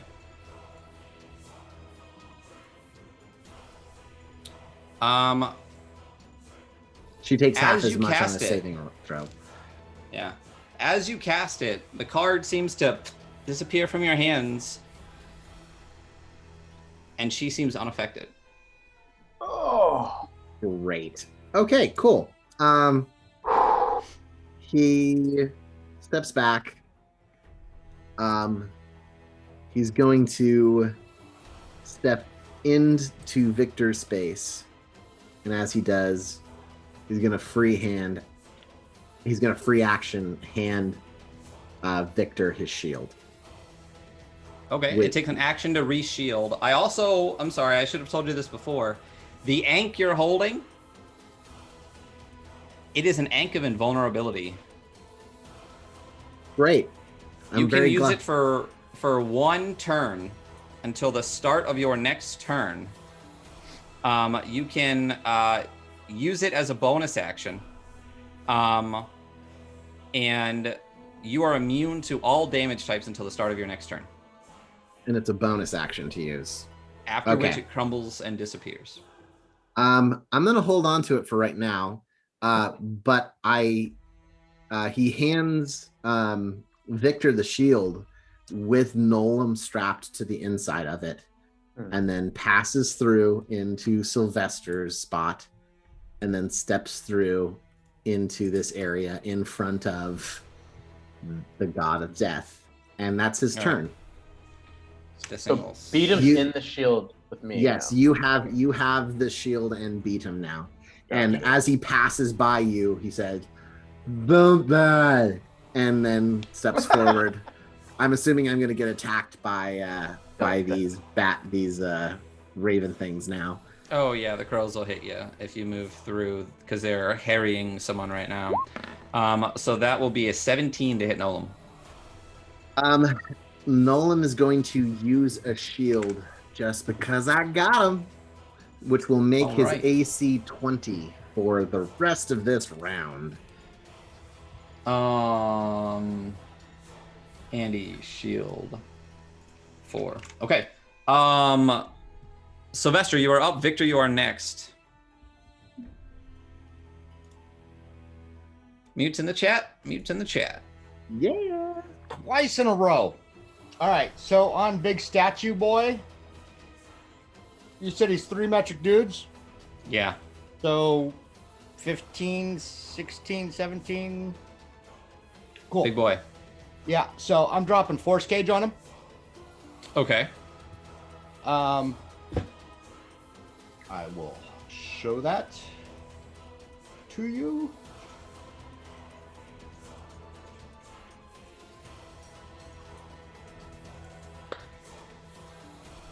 Oh, you did the shield.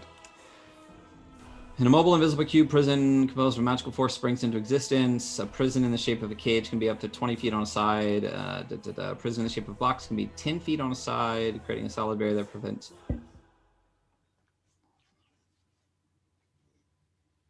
So obviously, I had to go with the 20. Yeah.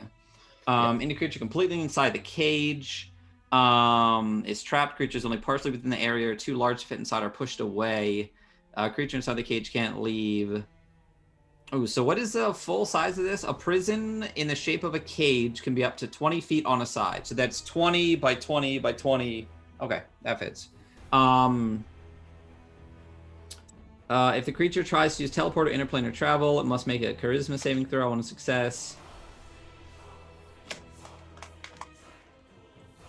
So there's no save when it first casts, it just exists? Just exists.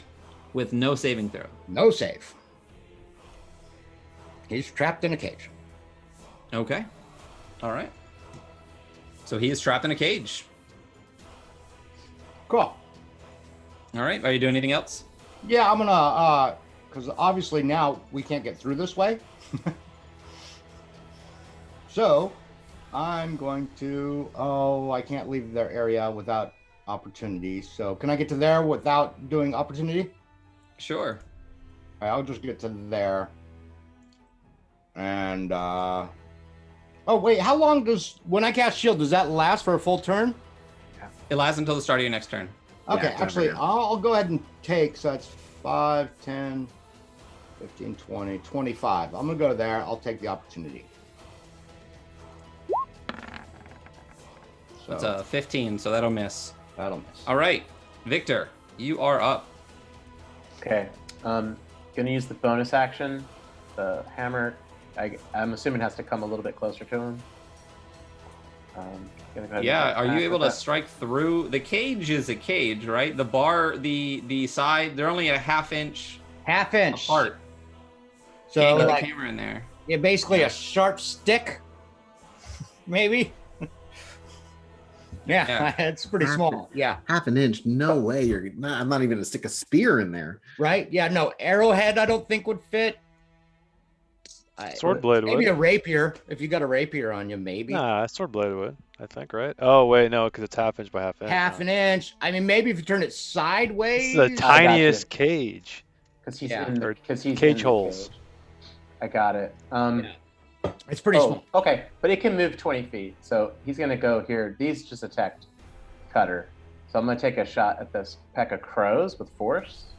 Hopefully that makes sense. Okay. And let's go ahead. So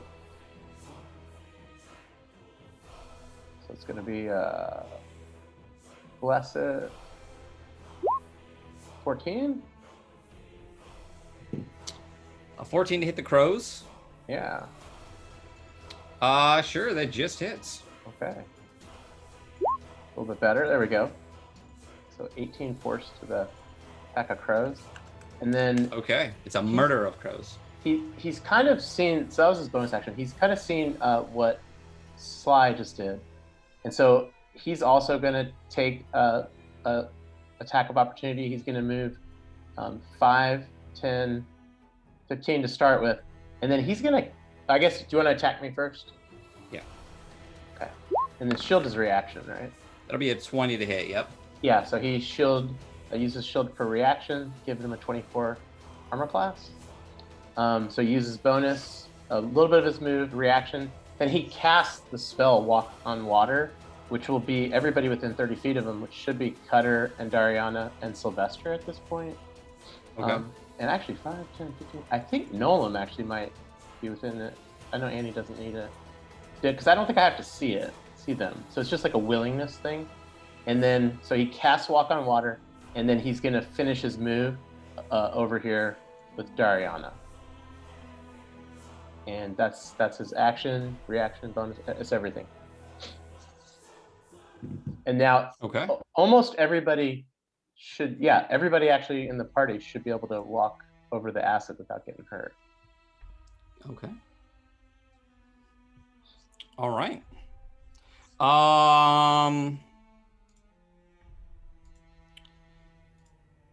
This woman is going to strike out again at Cutter, who is currently incapacitated as he is vomiting blood.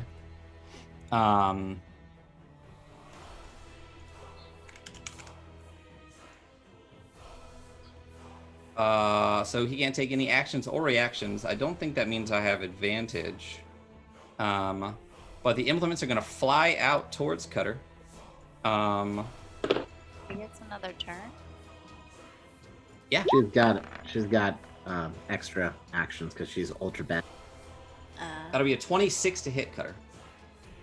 Yep. All right, and that will be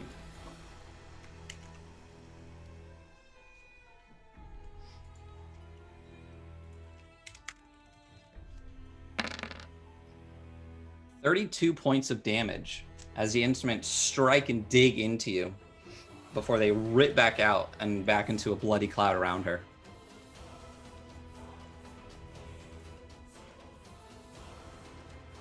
Janelle, you're the best. Janelle also give you a false life, so you can roll 1d4 and add 9 to it. What is Annie doing? I guess she's going to. So, these circles of crows, how many are in each one? There's like. It's a swarm, so it is an entity unto itself. She can't target individual crows. All right. I mean, but she can attack it, right? Yeah, she can attack the swarm. Okay, so she's The going to attack murder. the swarm right next. The murder, yes, the murder right next to her. To this one right here. Okay. And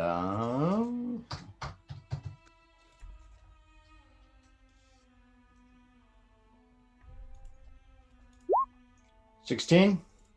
16 will hit. All right, so that was her bite, which does wow, this could be a long little fight over there. She's gonna die.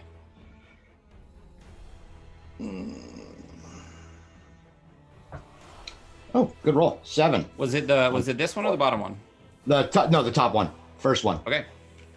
All right. And then this next one is her fork. All right, I'll bane it. I'll bless it. 14.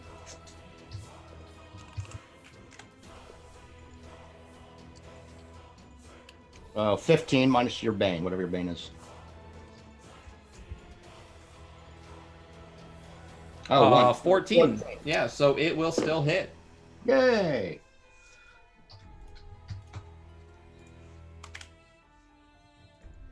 And that is the fork. So 1d6. Oh, but I missed an L. Hold on.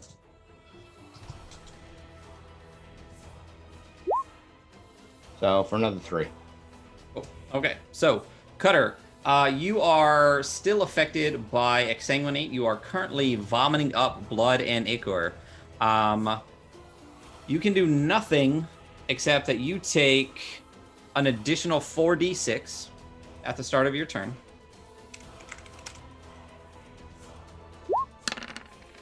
For another 15 points of damage. And at the end of your turn, you can in this effect on a successful saving throw. Okay. So is it the end of my turn? So it'll be a Constitution. Yeah, you can't do anything else. You're incapacitated. So you can do another Constitution saving throw. You need to beat a 16. Okay. And my blue card is I get a D10 saving throw, right? You get. You Let me don't have a see. blue card. Oh no, you do. 1d10 1d10 on a skill check or attack roll. Oh, attack roll. Yeah. Okay. All right. Well, I'm gonna bless it anyway. Okay. Oh, as you try to bless this, you take 5 psychic damage from her unnerving gaze. And you're unable to bless it. Or, I'm sorry, Okay. you can either take 5 damage in order to bless it, or not bless it. Yeah, I'll take the 5. Everyone seems to be affected by this unnerving gaze, except for Sylvester, who is All wearing right, an so amulet of the 14. Blessed Archive. She just likes me. So you took the damage for the roll? Yeah, I'll take the 5. So you take 5 I psychic got 14. damage. Yeah, and you fail the Constitution check, so you are still vomiting up blood and ichor. Sweet. These crows are going to strike in at Annie. If they could hit, that would be fantastic. No, they can't. Does a 16 hit? Yes. All right. She has no damage done to her, so that will be... Did her shield drop? She doesn't have a shield. I have a shield. Oh, you do. Okay. Annie doesn't. That'll be 9 points of damage on Annie. Okay. What type of damage is it? It is slashing damage. Okay. These pack of crows are actually So going to she has resistance to that. So what do you want her to take? 4. Okay. These crows are actually going to fly around here. And one is going to strike at Daryana, and one is going to strike at Victor. The first one is going to strike at Daryana. That'll be a 20 to hit you. All right.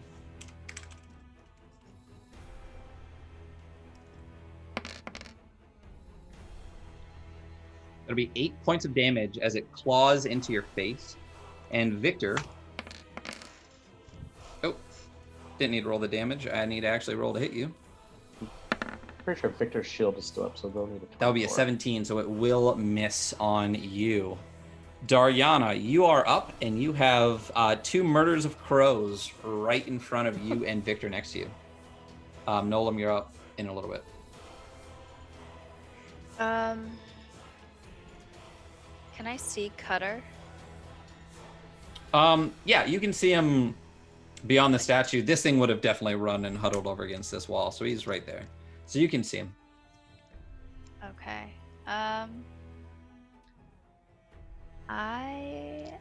hope this works, but I'm going to cast Staunch to hopefully negate the exsanguinating. Target's And blood coagulates rapidly so that a dying target stabilizes and any ongoing bleeding or wounding effect on the target ends. The target can't be the source of blood for any spell. It is a range of touch. it is, so I'm gonna use a sorcery point to do distance spell, Nice. which turns a touch spell into 30 feet. Absolutely. So yeah. As you continue to vomit up blood and ichor, Cutter, you suddenly feel this lessening of the symptoms. And when you glance back, you see Dariana seemingly reaching out towards you and get the sense that she cast something to make this end, and your ongoing damage and the effect of the spell ends. And You maintain your the initial 19 points of maximum health reduction, but you'd get no more ongoing damage and you're no longer incapacitated. Can I then use a shield on myself? Shield's a reaction, so you can wait until you maybe get hit, so just in case you don't waste it. Okay. I think that's... So it's not like you need to have it before it hits you. Like if something were to hit you, you can decide to throw it up. Okay. And I'm you within won't- range of this murder of crows currently. Yeah, but they just went, so. I'm just making sure that if I move, they'll be able to hit me. So I'll just stay where I am. And If you move, you can throw the Okay. shield up. Yeah, if that's what you want to do. Absolutely. Yeah. Okay. Maybe... And I can walk on this acid, so... You can, maybe because of the walk on water spell, yeah. I'll move over here and shield. Or like... Okay, so both will get attacks of opportunity against you. Yeah. The first one will be a 26, and the second one will be a 14. So what is your AC right now? With extra... What is it, 4 or 5? It's extra 5. 16. So is your AC 11? We need to get you like a ring of protection or something like that, or like a cloak, like a +2 cloak. So the first one will hit you, and it will be for 3d4 I thought we damage. gave her one, like upstairs or something. And you take 5 points of damage as it claws at your back as you walk away from it on the acid. It is now Feretra's turn. She is actually going to move across here and look through this web towards you, Victor. Uh-oh. She's going to pull a scroll from her belt, Yep. unfurl it, and you recognize it as the color of your flesh.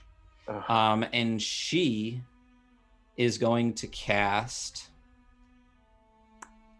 Let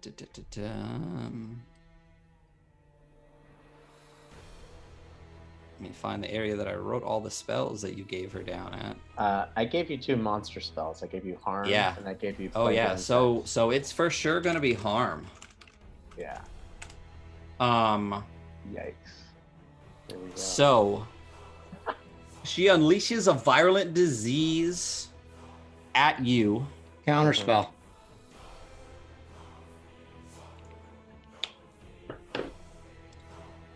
Oh yeah.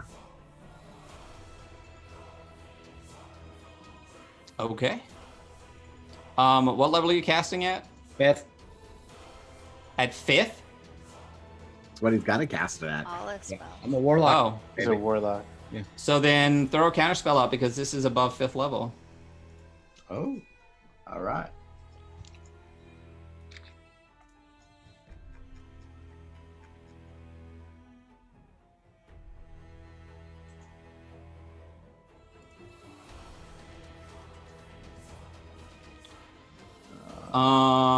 Damn, dude.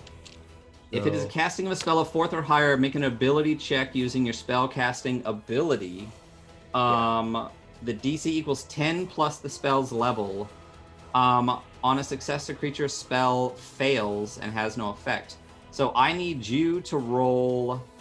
It is a...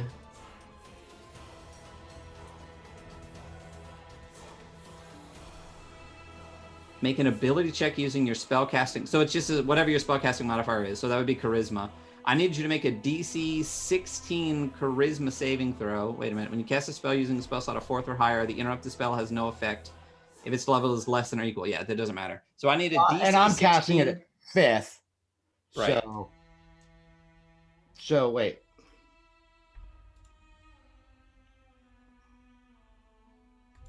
It doesn't upcast, so even though you cast it a fist, it doesn't change the effects of the spell. You just have to use a 5th level ability, Right. but it doesn't upcast. So it's a 6th level spell, so it's a 10 plus 6. And I'll bane it. Well, bless it. So what am I rolling? It's a charisma because you're a warlock. You're a charming mofo. So I'm just rolling straight charisma? Yeah. Or charisma save or Yes, no, the spell casting. So you roll with your it's My an ability spell check attack? using your spell casting. okay. That makes So sense. just roll a charisma check. Just hit your charisma roll button. Bless that shit. He already did. Yeah, he said it. Yeah, baby. And I'll bless So it's a 14. it. And I said I'd bless it, so Yep. Already marked it off. That will be a 17. You just barely Oh. do it. You counterspell another one of the flesh scrolls. Oh. The flesh rots away in her hand. And I give her a little wink. The gold amulet. Yeah. Oh, Eric, thank you so much. Oh hell, dude. Oh, she's gonna look at you. And me? Yep. And I need you to make a wisdom saving throw. And I will bane it. Well, So I will assume you bless will bless it. a wisdom save. How did I whoa. Where'd my character go? I see it. I see it. What do you mean? Your token? No, I went D&D Beyond, I clicked on something weird. Oh, okay. Wisdom save. Yes. Yep. I will bless it. Did it not roll? It did. There we go. And I'm blessing. So you are So 22. Ooh. I'm going to use your red card against you and subtract 1d12.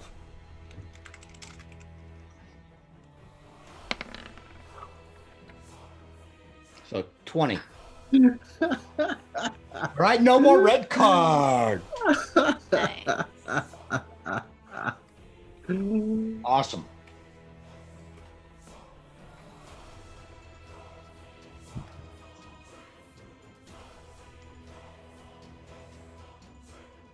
All right, this creature here, stuck in his force cage, is going to raise a hand towards Nolan. And he is also going to cast Harm. I need you to make a Baned Constitution saving throw. Oh, I get disadvantage on Constitution throws.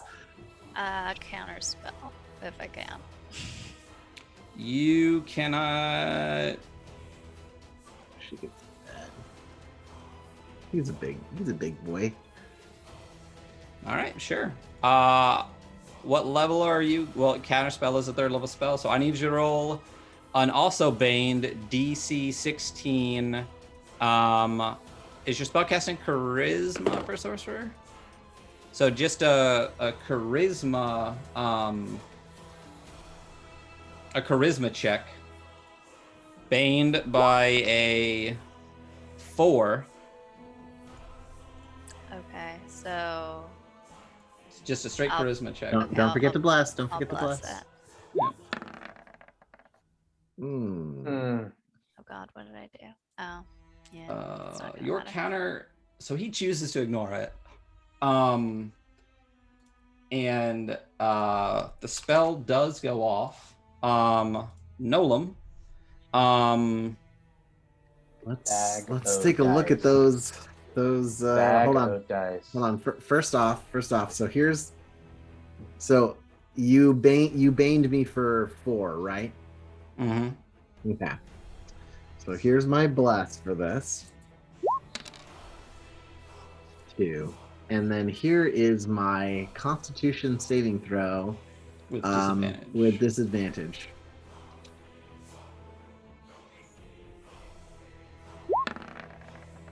Oh, that's fantastic. Son of a gun. So a 9. You, my friend.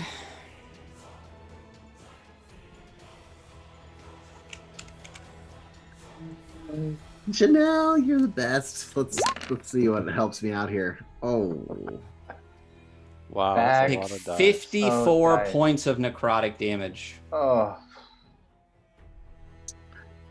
all right.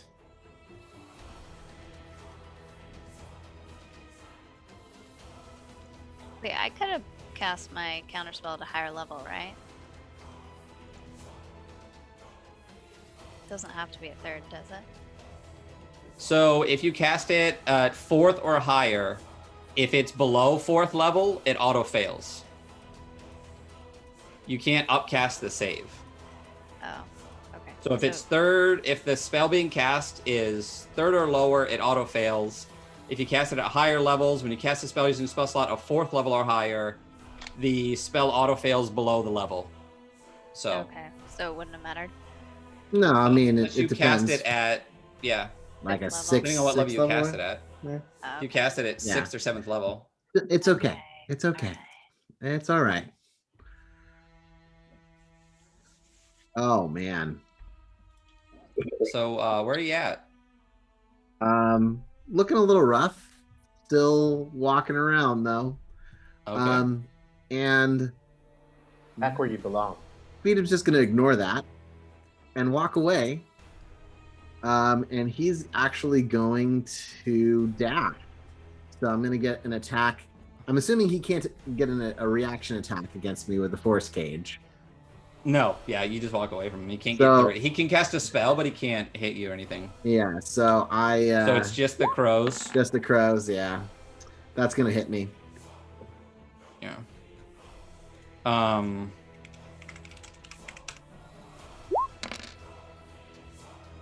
It's 10 points of damage. And Janelle gave me a False life. So you False can roll life. 1d4 plus 9, and that's temporary hit points. Janelle, it's the best. neighbor Nolan, are you ever. doing anything else? well, hold on. So +9, so 11. How long does this web last? Because we're basically ignoring It it, doesn't. anyway, It so- doesn't go away. So I'm gonna Alright. walk right into it, and now I need to make a dexterity saving throw of 15 or better to just walk right through it. So here we go. I'm actually gonna bless it as well, just to make sure I can get through it. All right. So unless you want to bane me, I don't think. So anything. you are in her unnerving gaze. If you want to bless, you take 5 points of psychic damage. I'm gonna take 5 points of psychic damage. All right. And using my dash, I walk right up to her.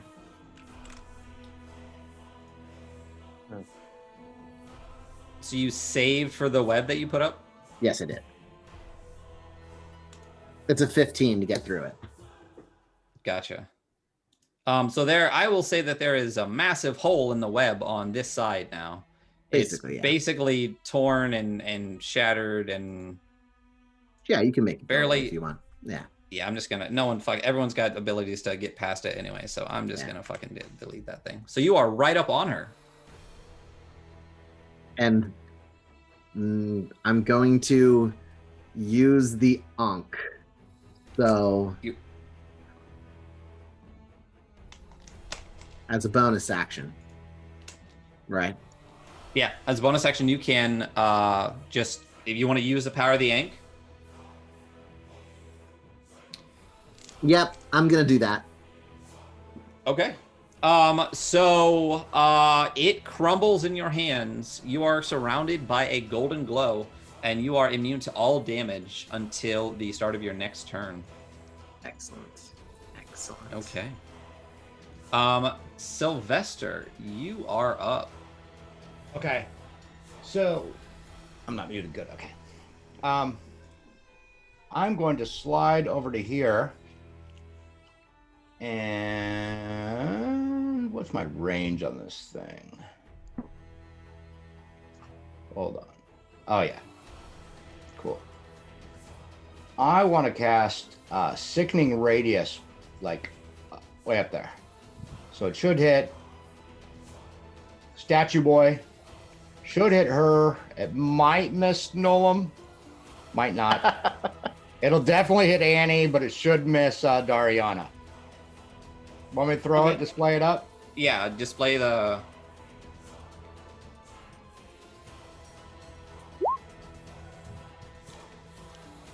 dim greenish light spreads in a 30-foot radius sphere centered on a point you choose within range. The light spreads around corners, and it lasts until the spell ends.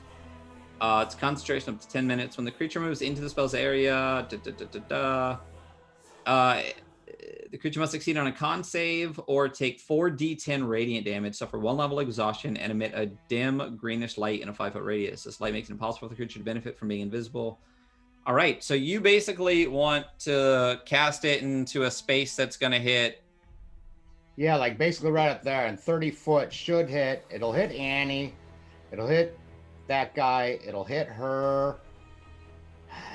Beadham's close. He's right on the edge. It might not actually hit him. Nolan. I mean, that's what I meant, Nolan. I mean, he's immune anyway, so I guess he doesn't matter. He doesn't. He is actually immune, so... Yeah. So. And Force Cage...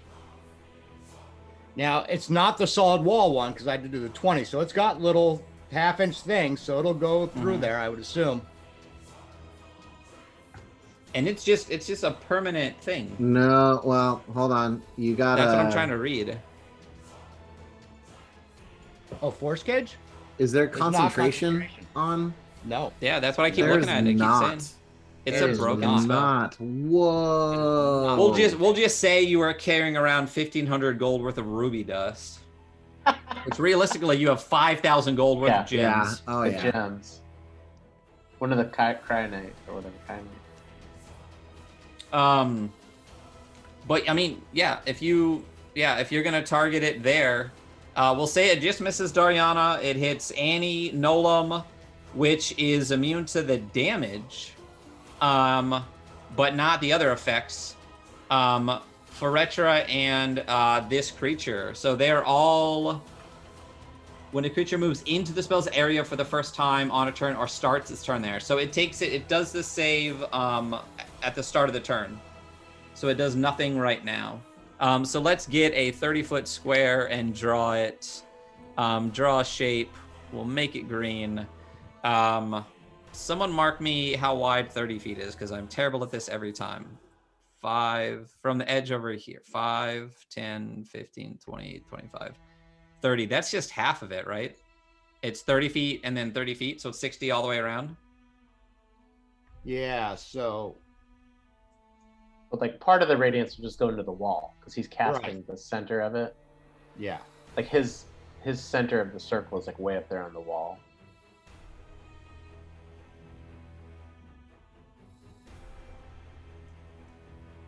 Okay.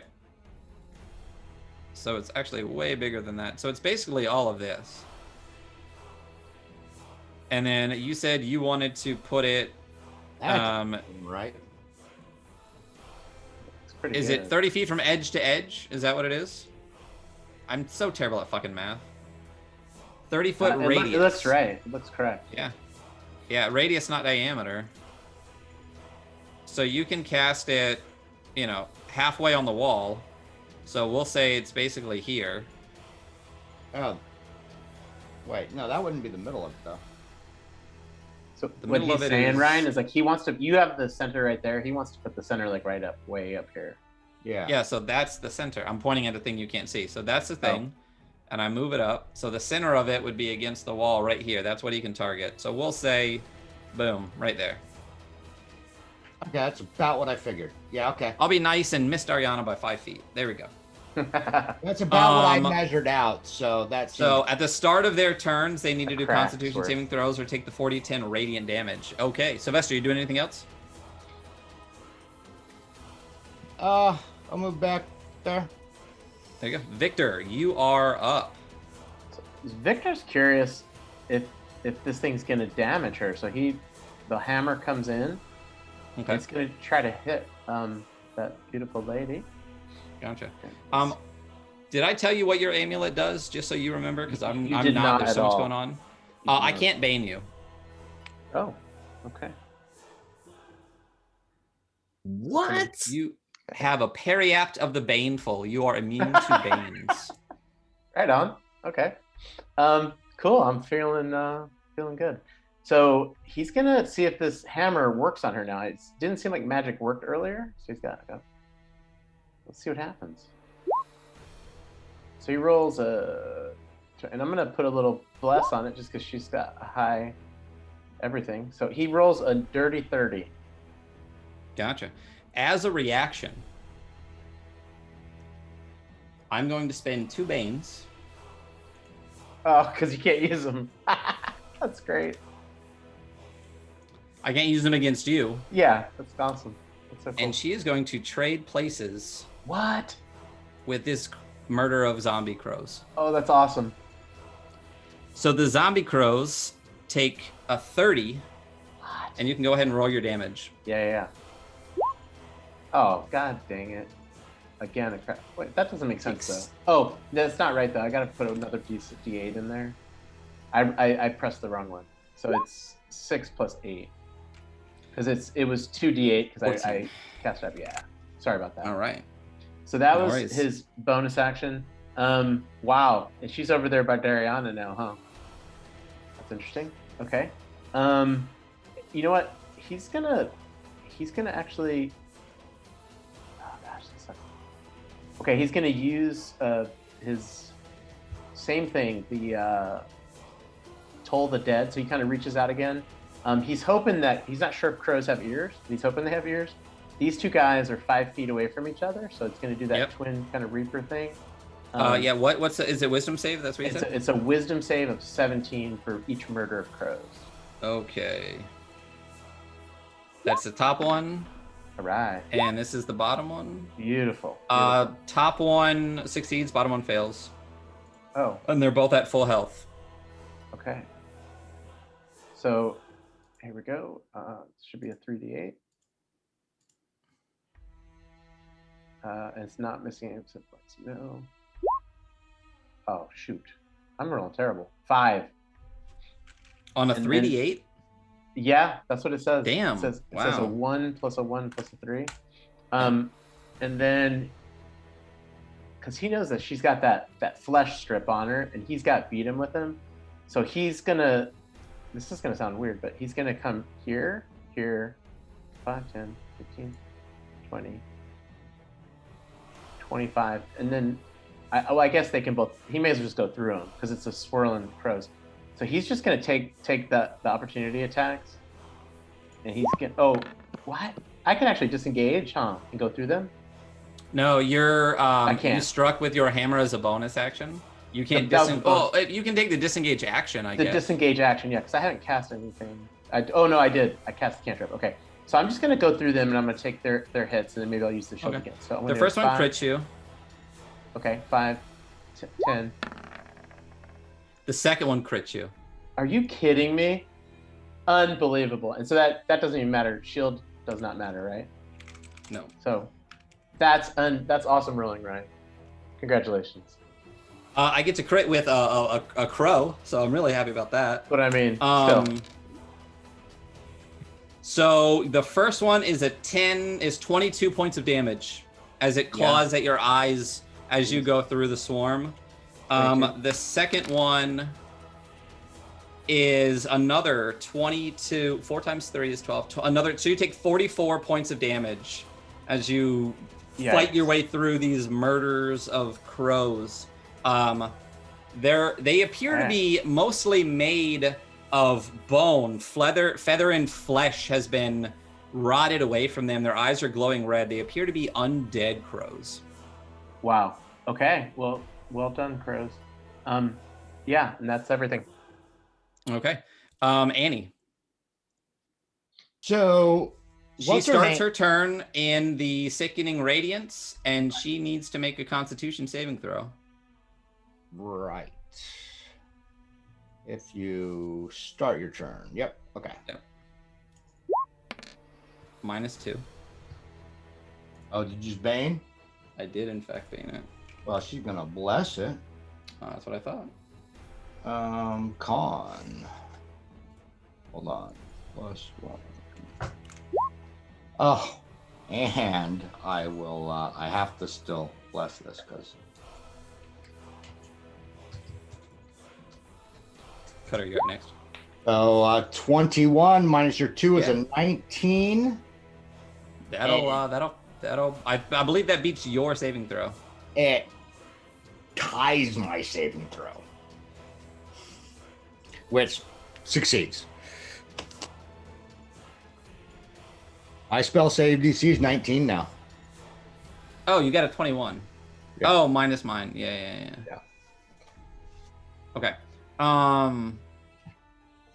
So it does it take half damage or anything? I was just kind of reading through it. I didn't see any.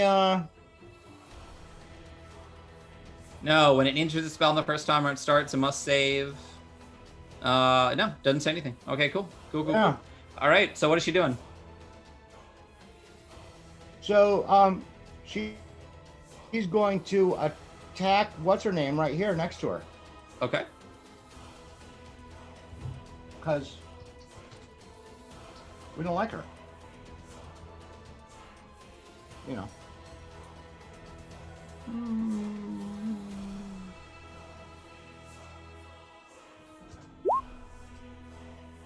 Did I not roll? Oh, I'm up at the top. Sorry, I got to scroll down. Yeah, you rolled a 12, which will miss. 12, so that's her first attack.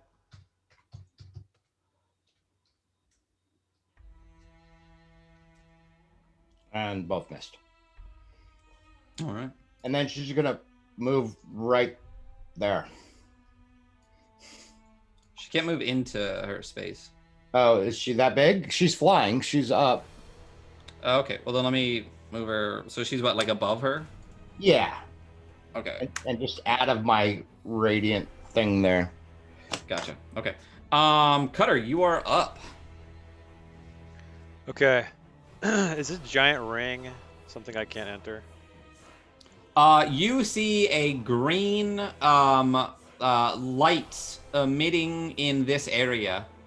Okay. I believe you may have seen it before. Is this what you cast in the fort? Yeah, muted, but yes. Yep. All right. Well, I'm gonna attack these. Everybody's crows. pretty familiar because a lot of us took damage from this thing. Yeah.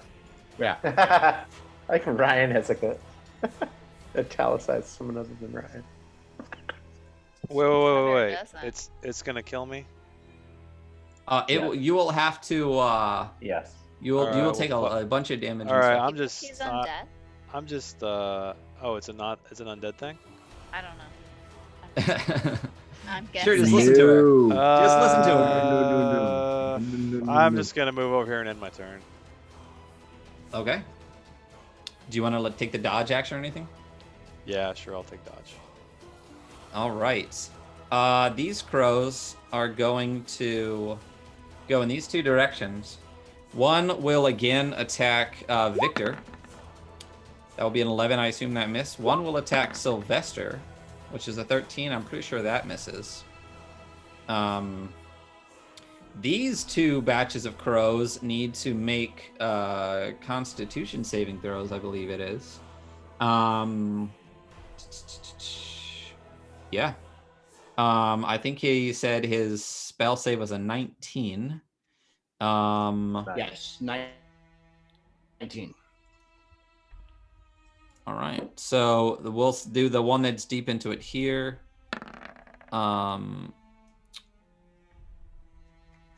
That one fails miserably. And then the bottom one will succeed. So this one survives. Can you roll the damage for this one up here? Yeah. 17. 17 points of damage.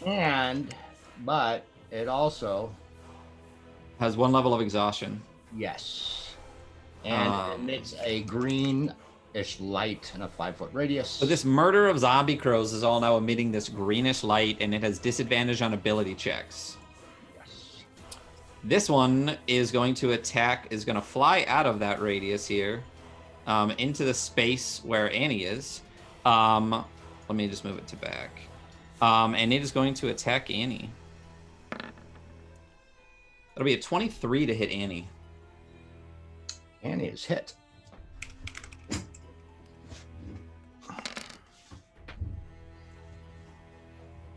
That would be 9 points of damage. What type? Slashing damage. So half? Sure, 4 points of damage. She also, because the dice rolled all 3 of the same numbers, is blinded until the end of her next turn as the claws dig at her eyes. Well, that sucks. Ryan just made that up. It's right there. The target is blinded until the end of their next turn. You're lucky it wasn't until the end of the next long rest. Dariana, you are up, and then eventually Nolam, and then Sylvester.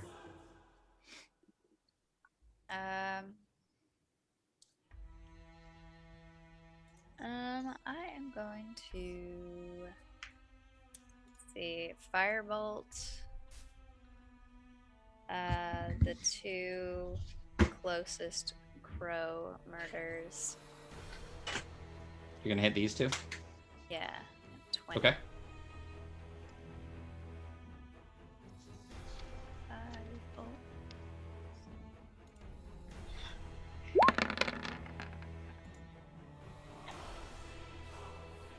Bless it? You can bless it, absolutely. Yeah, buddy. I don't know. Don't forget next time though, and I don't know if you were here last time when we talked about it, but you need to declare blesses before rolls now. Oh, okay. But you can go ahead and bless it for this one. Okay. Also, one So more that'll thing. be, Do I have my what is it called? Wand of War Mage out? Does anybody remember from last time? Yeah. You would have probably pulled it out at the start of a fight. So yeah, I assume tell that us. yeah. I feel like I would. Okay, and what would that do for you? Warcaster. It would just have 1, so. it Okay, would so you're be lucky you 14. added that 1 because you just hit the first one for 11 fire damage. Okay, and then. And it seems to be extra flammable, we'll say. Oh. And lucky for you, it has literally the exact number of hit points left. And as you strike it with the firebolt, the fire seems to just course through the dry, undead flesh and feathers of this entire swarm of murder crows. And it just, murder of swarm crows, and it seems to just into ash and rain down onto the ground beneath it. And I'm just going to move it over here so it's not on Annie. Murder the murder crows. All right. Do you want to do your attack roll on this guy over here? Yeah.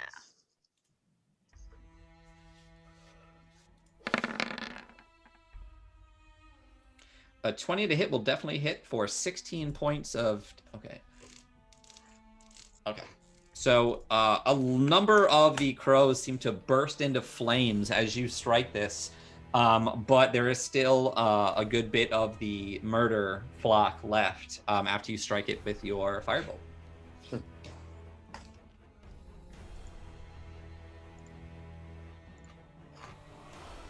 All right. That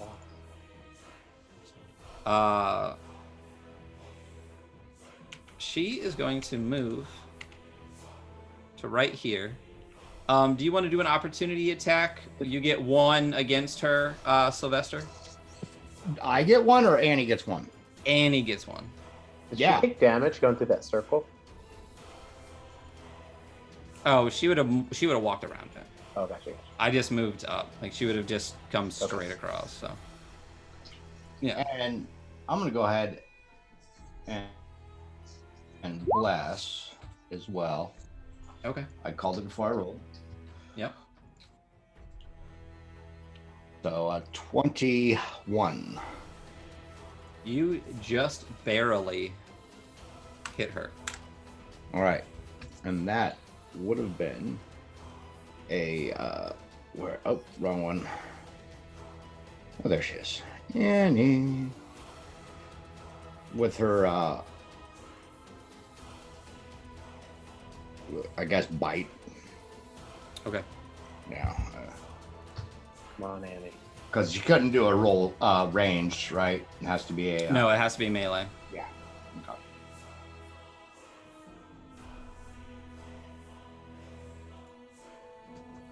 Seven. Oh, she's rolling good on the damage. Yeah, buddy. Was there? Yeah, 2d4, 7. Ferocious. All right. She takes the first damage she's taken tonight. 7 points. So we got to bite her. She It's the only thing we can do this girl. We all just have to go and I've bite kind her. of been trying. She just flicks Annie off of her shoulder, looks at Doriana, reaches out a hand towards you, and you see a darkness form and then strike out at you. Downer spell. At like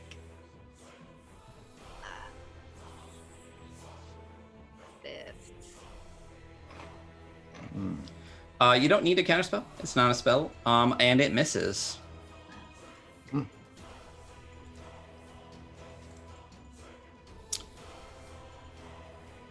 Five, 10, 15. All right. Save. It's 5, 10, 15, 20.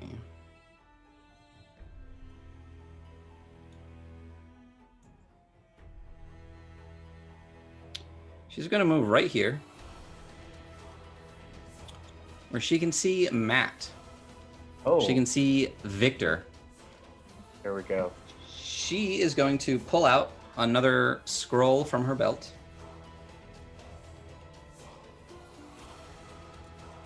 Yep. Unfurl your flesh.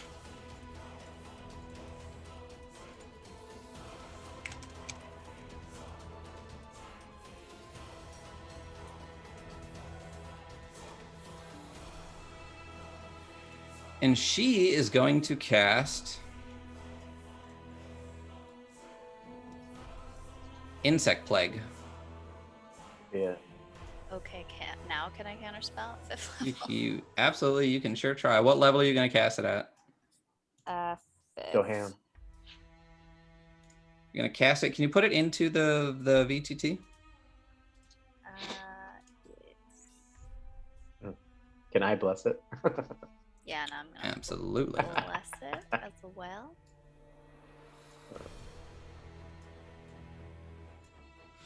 All right.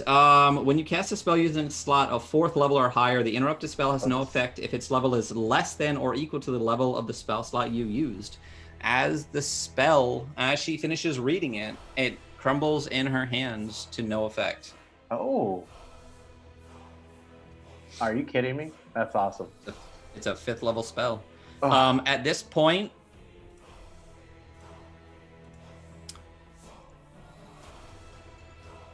all the flesh that was torn from your body has been used. Okay. Is my arm? Is it right? Oh, the flesh hasn't grown back. No. Okay. This creature in the cage here, He has to make a save. oh, it is a save. What kind of damage is it? It is. It's way up here now. Radiant. Okay, and it's a Constitution save. Yes. Radiant. Okay, and it fails miserably. Oh, Yay. yes. Yeah. So roll that damage. Where did Sickening Radius go? Oh, that's counter spell. I gotta roll back up here. Radius go? Oh, that's counter spell. I gotta roll back up here. 26. 26 points of damage. And it's a level of exhaustion. It's lost on ability checks. Okay. It has no real. Let me see. What?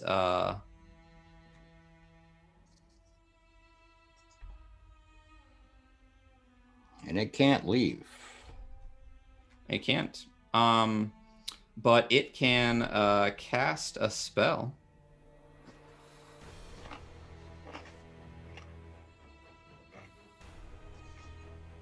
And it will cast harm once again. This time, targeting the only one that it can see, really. Nolam.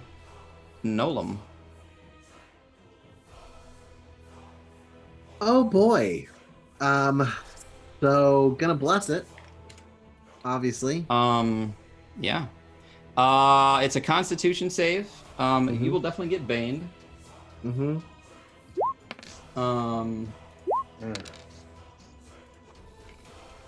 Yeah. Excellent. All right. And I have disadvantage on these. So let's go to my Constitution saving throw. There we go. So a 13. That's gonna fail. Mm-hmm. And as it reaches out towards you, you are overcome with a virulent disease. Just gotta think for all the dice. For 45 points of damage, as you are racked by this virulent disease, as it reaches its hand right up to the force gauge and strikes at you. Ryan, I have to tell you, I don't take any of that damage. Oh, because of the Unk. Because of the on. Nice. He's a Boom! There you go. Oh boy.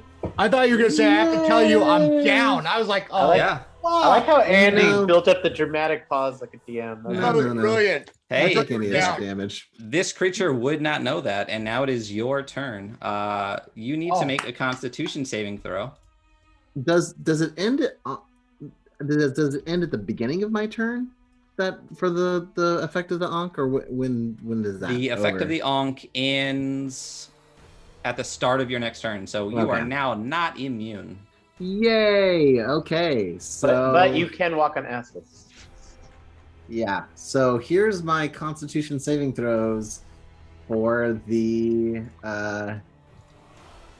Sickening Radiance. Wait, I which thought he had. Doesn't he have movement? Couldn't he move out? I started my If turn. you in start your turn in the radius, yeah. Yeah. Here we go. So Come on, I have Andy. disadvantage on con saves. And Oh, evade it. I'm not gonna bother blessing anything. So I got an 11 or I got a 9 or whatever. So So roll hit your me with that. 46. Yeah. Or 4010. You want me to roll? Oh, I can my just click it lordy. if you want me to. Yeah, I don't want to be responsible for his damage. That's fine. 32. Ooh, fuck. And a level Yeah. of exhaustion. You have disadvantage on ability checks now. Yay! How much? How are you looking there, kiddo? Really not great. Not all right. good at all. or no. All right. What are you doing, Nolan? Move out of there. So he's gonna step away, and I'm Okay. assuming I get an attack of opportunity now. From the crows, you do. I'm gonna cast shield or use shield. Well, I'm gonna use shield for this anyways because I need to not get hit for the rest of this. You can use it turn. as a reaction to a hit. It misses, so you're good. Okay. Awesome. Finally, he walks up to this dark bitch, and he's going to attack. So here we go. Do I get flanking on her? No. It's not straight across. That's her ally behind. You know what? You could float on I the can water. I can Yeah. walk on freaking water right now. So Boom. that's what I'm Sure, gonna she do. gets a -2 to her AC. Perfect. That's gonna help me out a bunch. I'm blessing this attack. Sure, go for it. So I'm not gonna bother 3. banning it.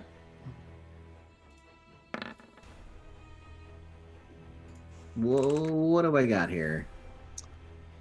3 plus 7. Oh. Yay! So a total of 13. It's gonna miss. Okay, I'm going to attack her again. Okay. I'm blessing it as well. Okay. Come on, Nolan. Please do better this time. That's Thank going to be a 20. A 20 will hit. All right, and here is the damage for that spear. 16 damage as he uses both hands to just thrust it in. All right. All right. She, after you strike in with the spear the first time, these swirling instruments around her that you recognize as mummification tools knock the first strike aside. But the second one, you brace yourself and strike in and actually strike her with the spear, just barely nicking her. In response, the cloud of mummification tools rises up and strikes in at you. Excellent. That'll be an 18 to hit you. I'm going to use shield to boost my AC to 20. Nice. All right. Thank God. Awesome. Sylvester, what are you doing? So I saw Nolan run out here. How is he looking? Do I see? Is he like limping, Oh, dragging just limb? like blood and like out of every orifice. It's bad. Okay. Yeah. I'm going to cast Polymorph on Beatum. And I'm thinking I'm just going to turn him back into Nolan. Beat him's with me. I Beatum's mean, already Nolam. Nolan. You're I gonna know, but null me I'm gonna turn him again? into Nolan again. So you turn Nolam into a Knoll. You Just, could be really fucking me here. An ape. But No, I, that's what he does. He casts, and you are now a Knoll. Let me look it up. Hold on. Oh, I got you. I got you. You can now not. I don't think you can cast. Can you cast? No, you can't cast spells.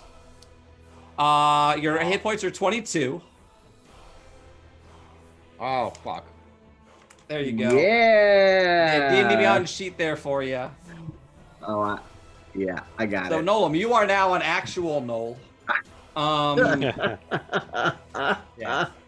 Can you throw polymorph into the?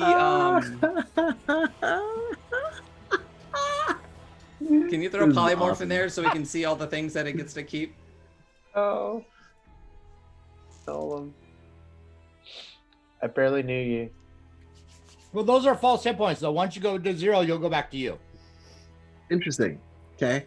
Oh. I mean, I guess that's 22 hit points I didn't Yeah. have on top of that. Yeah, so. it's like There you a. go. I was hoping to give you. It's like a really high level temporary. And by the way, that's out of my ring. That's awesome. Spell storing. So, Awesome. You get the hit points. Eric, you're the best. It's limited to the actions you can perform as a Knoll.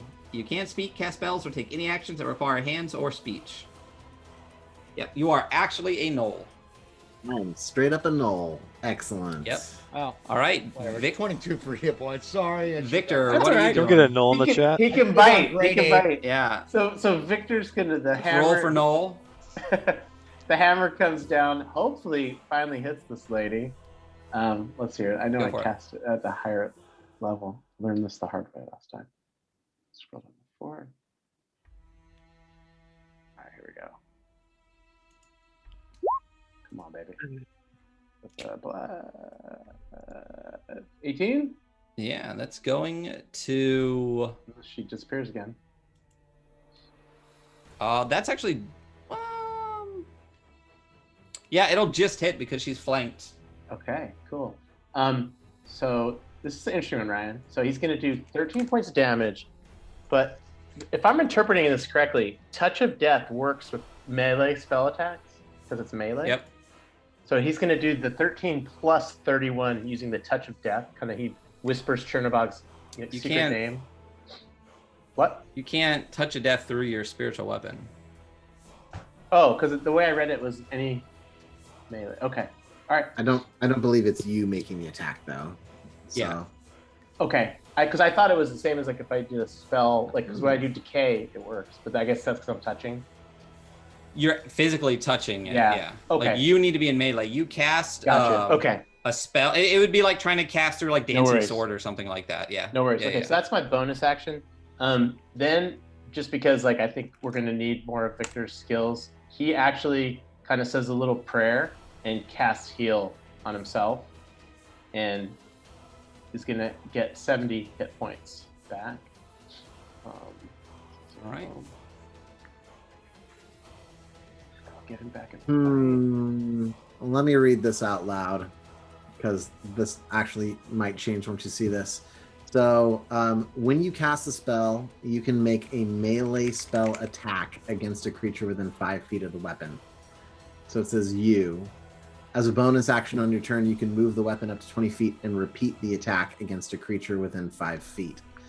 So it says when you cast a spell, you can make a melee spell attack against a creature. No. When you first cast spiritual weapon, you can make a melee spell attack that turn when you cast it. Right, but you repeat Right. the But then attack each as turn a it's an bonus attack. action on your That's turn. what I thought.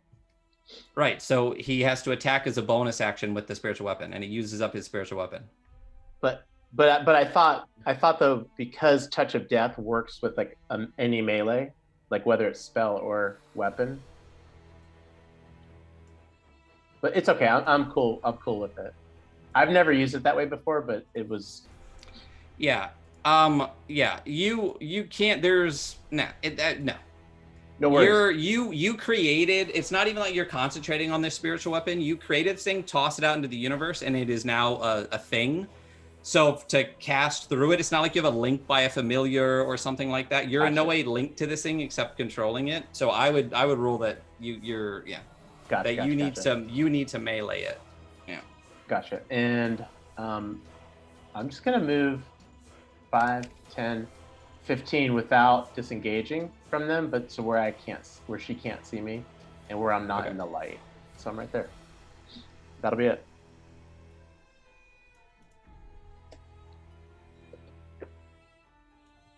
Yeah, and you can destroy another creature's life force by touch when you hit a creature with a melee attack. If this is a melee spell attack, I don't know. 5e's rulings on what algorithm they use to determine what is melee spell, what melee spell counts as a melee. Yeah, I'm just going to rule that you can't cast spells through your spiritual weapon. Okay, and then you moved. Yes, sir. And Annie is up, and Cutter, you were up next. Okay, Annie's going right there and gonna attack. What's her face? With her tail spikes. So that is. Ooh, I should have been doing this the whole time. She's a little better with her tail spikes.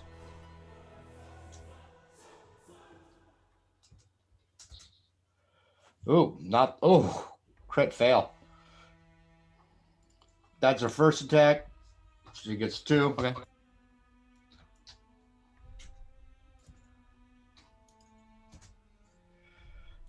And a 15. I'm not gonna even. Yeah, that'll miss. Cutter, you are up. I'm attacking these birds. Yeah, baby. All right. Right. She's not- Racing forward, striking out at the murder of zombie crows. Yeah, let's do it. I'm gonna bless it. Oh my god. Oh yeah, okay. Forgot about my Is it magic. So it's an 18. An 18 will hit, absolutely. Sweet. Alright, so here's the damage. Plus sneak attack, right? Because Victor's right there. Does that count? Victor's right there, yeah. Yeah, buddy. Okay. And here's my So sneak as attack. As the crows are actually striking down at Victor, like as a swarm racing back, you just basically stealthily run around these statues, leap up, and just strike through the entire flock. Nice. For 38. 38. Yeah, nice. Nice. Dude, that's awesome. Nice. They are hurting. Hashtag rogue. Hashtag rogue. Are you doing anything else? Yeah, I'm gonna disengage Okay. back, All right. and that's it. So these crows are up, and they are just going to attack at the closest enemy, which will be Victor. That's gonna miss real hard. So as they're striking in, this half blade of the Margrave and this rogue sneaks up, strikes through, knocks a whole swath of them down, knocks a bunch of the crows into the other crows, and as they strike out at you, they're unorganized and miss completely. These crows here are going to strike at Sylvester, and miss horribly as well. And Daryana, you are up. Yeah. You are kind of tucked into a wall, and all you hear around you is the screeching caws of these owls. You hear the thunks and cries of your allies. You hear the rattling of the force cage as this massive 15-foot statue of Anu-Akma is just staring at you with these eyes, like trying to kill you just by looking. What are you doing? Oh, and in front of you is a dim glow of sickening radiance and a flock of zombie crows swooping towards you. Okay, so I'm gonna go over here, kind of like behind the statue, if I can. Okay. No. And then I am going to try Ego Whip again, but on the big On this guy? Yeah. Okay. Big one. Can you cast that into VTT again for me? Yeah. Or And like I'm display it? also, yeah, I'm trying.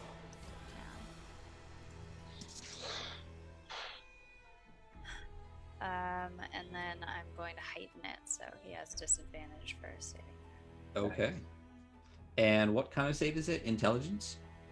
All right.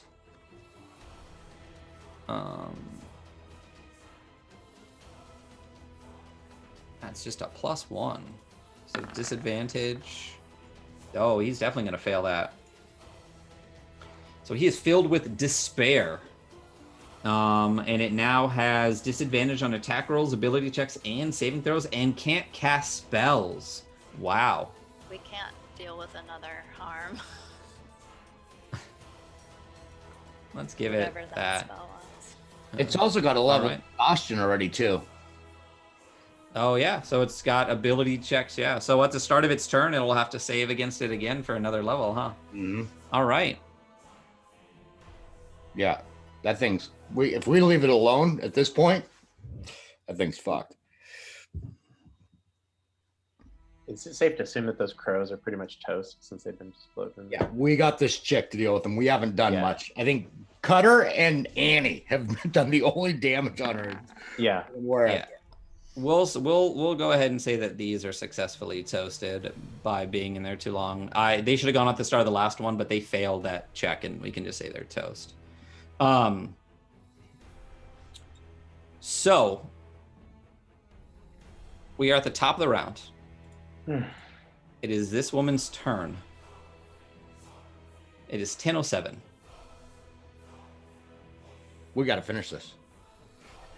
I'm sorry. I just want you to know you've hit her twice. Yeah. That's up to you guys. I'm up all night. I'm into it. I don't have anywhere to be tomorrow. Except got- here. Here's my baby. And I'm out next week, and there's no way I'm missing the end of this fight. Although, Are you sorry, guys Yeah, let's do it. It's fine. I should all have. right. That's- Oh yeah. Are we good, Jess? Are you good, chat? You ready? You ready to see this? Yeah. Fine. Get some. All right. Hey, listen, if one person can't, we'll just take Yeah. some time and do it. So don't anyone don't feel bad if you have to leave, just say it and we'll reschedule this for a second one. Is everybody good? All right. Yeah. Feretra. I've told her name plenty of times. Now you're available for it. She is going to turn and look at you. Who? Sylvester. A darkness is going to form in her hands, and she reaches out to touch you. Bitch, I knock her hand away. Bitch. Don't touch me, bitch.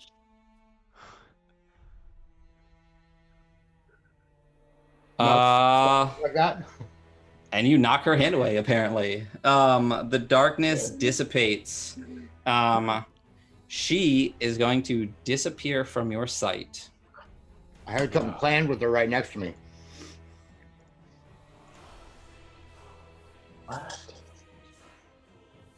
What? Like a teleport, kind of just gone. Yeah. Okay. She's going to move to here. Oh. Coward. And then she's going to have the instruments floating around her strike out towards you once again for a 28. Yeah. Yeah. Yeah, I think that hits. That'll do. Pig. Warlock, That'll do. no real armor. Yeah, that hits. That'll do. That is going to be 28 points of damage.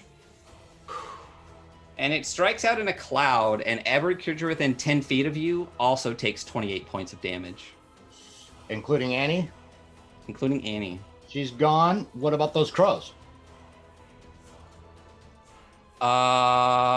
Sure. We'll Within say the 10 feet of crows me. are gone.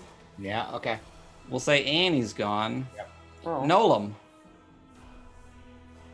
Okay. Confused about why he is a different knoll. He's going to. No, I'm Lot of- sorry. You're within 10 feet of him. You also take 28 points of damage. Your knoll form disappears. Oh. You turn back into another knoll, Oh, thank God. and you lose 6 points as it carries the damage over. Excellent. Oh, beat him. Well, that It didn't saved- work. Cool. It Sorry. saved, no, it saved his move. It just saved 22 points of damage on him. Yeah, that was huge. Beat It him- is actually this creature's turn. What creature's turn? This big One in guy. the cage. Oh, okay. I also need, I believe this Sickening Radiance is a concentration. Oh, yeah. Yep. I'm going to go ahead and bane that Constitution check. So is this a con save? It's Constitution. Fuck, I haven't done a concentration check in forever. No, it's a con check. It's a check. Actually, it doesn't even matter. They're both +1. And I'm going to bless it. Minus, yeah, -3. Yep. And I said I bless. Yep.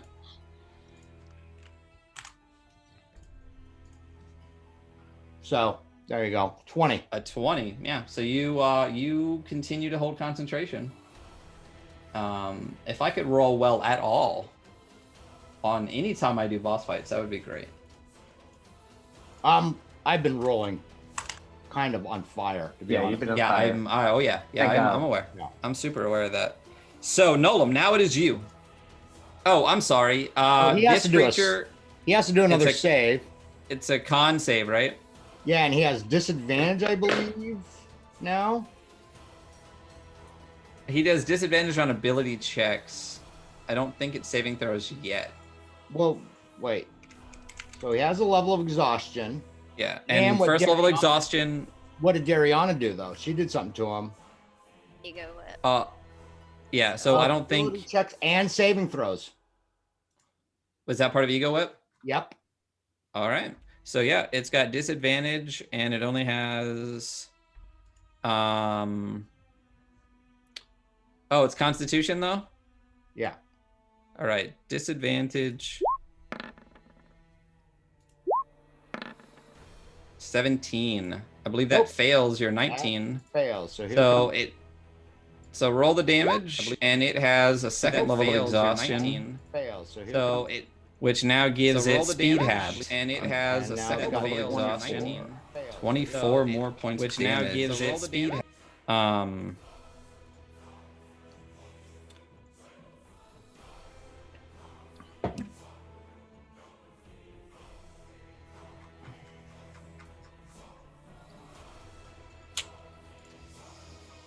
All right.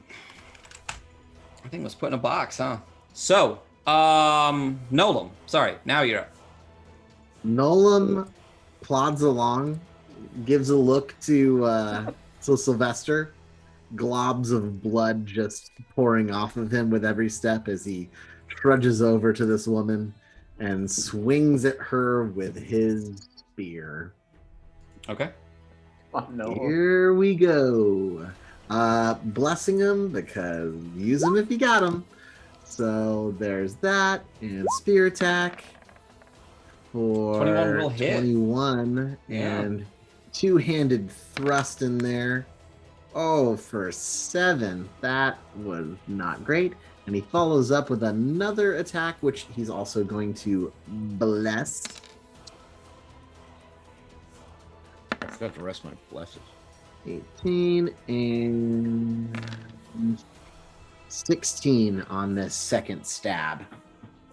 What was your total to hit on that one? That was a 20. Yeah, so 16 more points. There you go. Twice you strike through the swirling cloud of mummification tools. Yeah. What else are you doing? That's all I can do. I have no more movement, Sylvester. no more anything. So I'm gonna step up here and the old classic Eldritch Blast. All right. Old school. And why can't I get... There we go.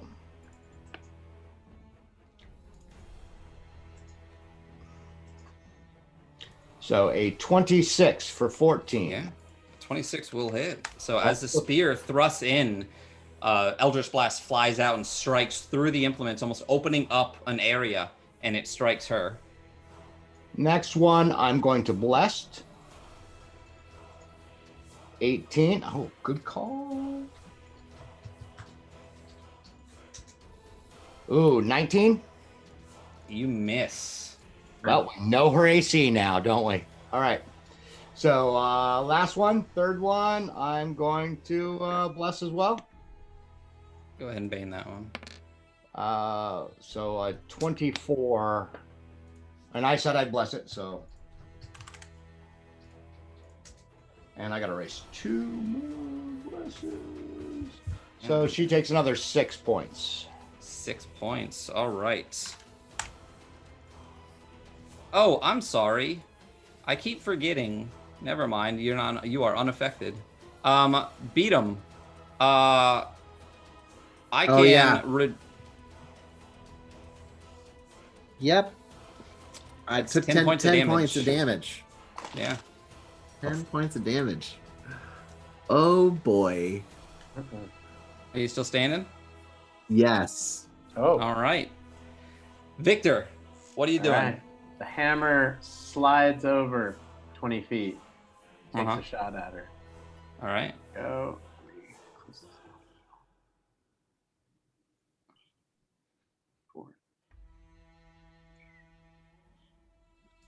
And I'm going to bless it. I'm going to. 23. 23 will hit. 17 force damage. All Then, right. I'm assuming that Victor can do the same thing she did and kind of like slide across the edge of the circle here. Yeah, of course. 20, 50. And then he sees her 60 feet away. He's seen how she has used his spell that he's never used before called Harm. Looks at her, unleashes a virulent disease on her, and she's going to make a con save against Victor's 17. And hopefully she fails, and it'll give her a bag of dice. Okay.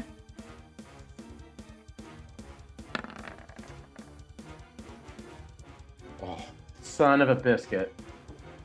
She just got it, so she's going to take half damage. There we go. So it says 14d6. What kind of damage is this? This is necrotic. It's just like what you guys are using. I have that thing where I have inescapable destruction, so people can't escape from my necrotic. Gotcha. Okay. Here we go. And let me do the advanced dice roller. 6. Come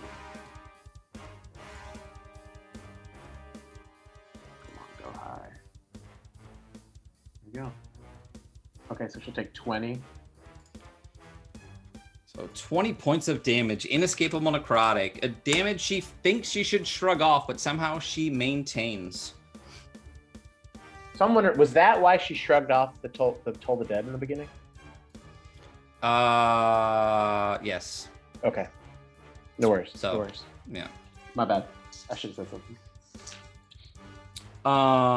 So yeah, she won't shrug it off again. Just remind me. You know, Wow, that was a lot Annie- of ones. yeah, it was. Yeah, a lot. That's That's 1, been 2, me all 3, day, 4, like 5, that. 6 ones. No worries. And then I guess he can still move, so he's gonna kind of come back here, just step back. There you go. Cutter, you are up. I guess I'll kill some birds, hopefully, or fight some birds. All right.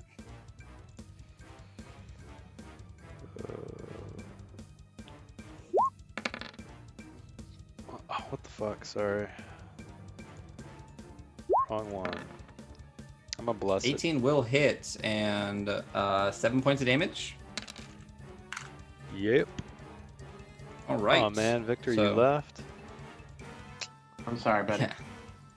So you You're never strike good. down. Most of the flock is out of the sky, but there are still some left. Hmm. They seem to be hard to hit a bunch of them at the same time. All right, I'll just disengage and move down here, and I'm done. Okay. All right. This is going to fly straight over to Daryana since she moved away from it and attack her for a 19.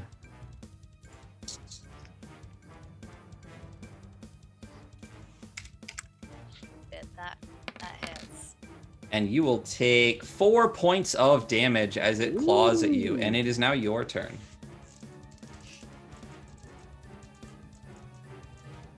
Okay.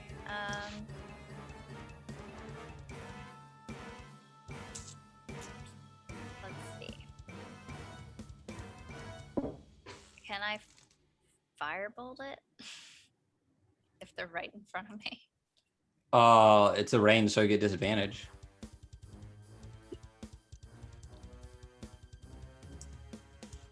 Do it. You got any touch attacks?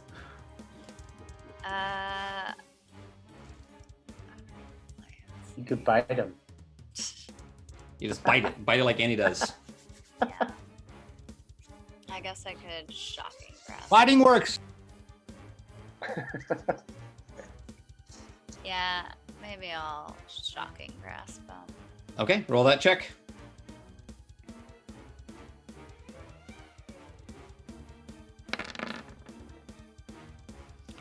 That's a bag of dice for 14 and an 11. I feel like it's rolling a bunch extra. So 11 points of lightning damage. More of the flock drops out of the sky, but there's still a couple lingering in front of you. What? Too late to twin it. Are you doing anything else? No. All right. This person is going to disappear Oh. and reappear over here. Oh. She's going to raise a hand towards Dariana. The darkness once again sheathing her.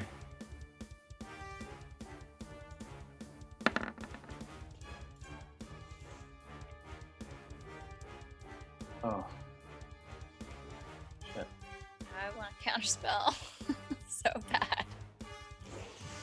Fortunately, Yeah. it's you can't. What? 7th level counterspell? No. This is an ability, not a spell that she's using.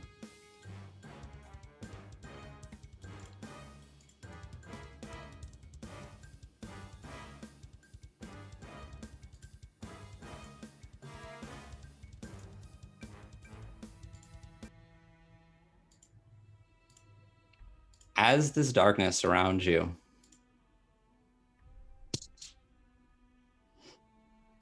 Oh, Janelle did false life. If that does anything. we'll see. It's evil.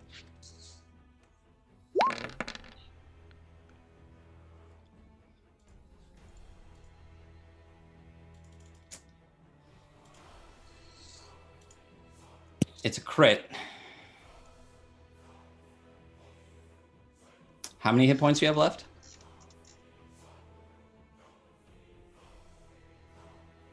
Uh, 71. 71. And what's your total hit points? 93.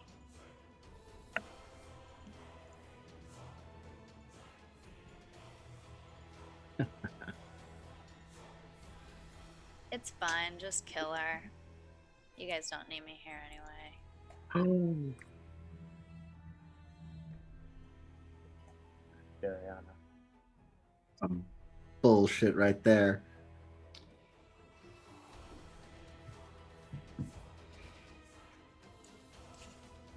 This darkness consumes you. You take 128 points of damage.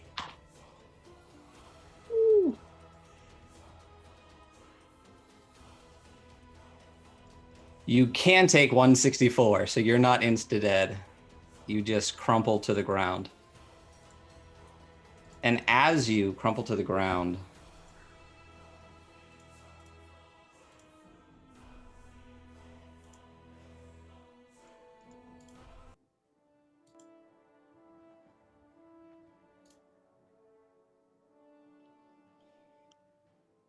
you receive a vision.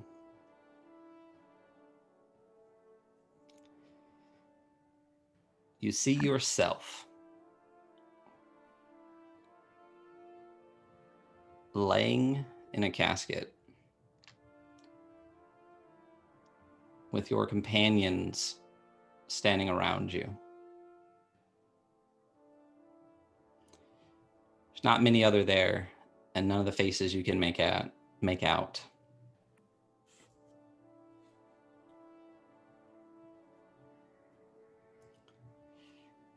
As you're laying there, your companions each step forward.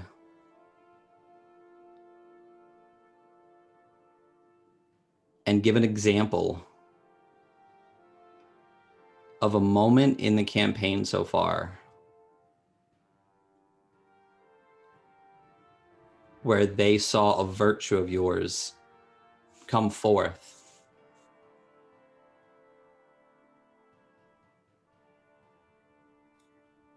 Matt, tell me a moment in the campaign about Dariana that you would speak about at her funeral. So Victor remembers back the night that he stood watch with Ariana. Was asking her about Brian, and we were at the farmhouse. And he noticed that although she would not care for others the way she cared for Brian, she was definitely the strongest of us, although it was magical. And so he respects her strength.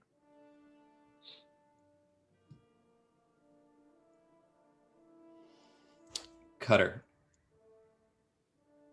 As Matt would step back from Daryana's dead body, you would step forward.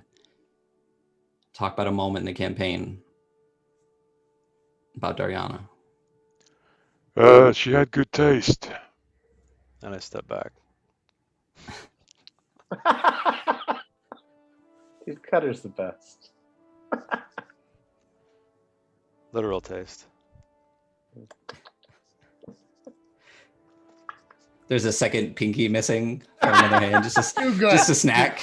Just a snack.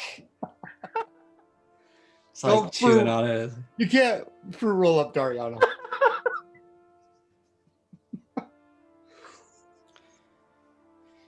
Beat him. You stand there in your gnomish form, and as Cutter steps back, you step forward. Talk about a virtue that Daryana embodied in a moment in the campaign that spoke to you about it. Our blood lady was quiet but tough. I once saw her shot 100 feet out of a tree that was 50 feet in the air. She hit the ground and got back up and back in the fight. I'm sorry. I promise you I'll find timber and get your book. I'll bury it with your body, my lady. And he steps back. Sylvester. So I've always found that I know what other people are about, what they're going to do, why they do it, their motives and motivations. But Daryana, I don't know. I felt like she's always up to something, but I have no idea what it is. Or maybe not. I don't know. And that mystery I find exhilarating. And I step back. It's your wink. Daryana.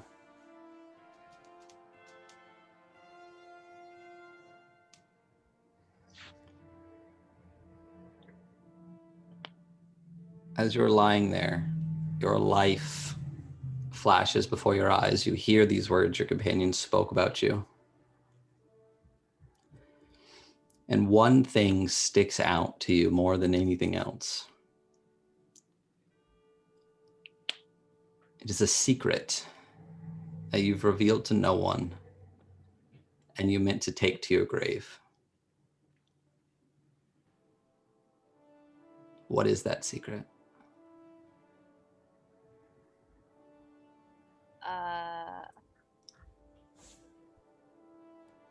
I don't want to reveal the wrong secret.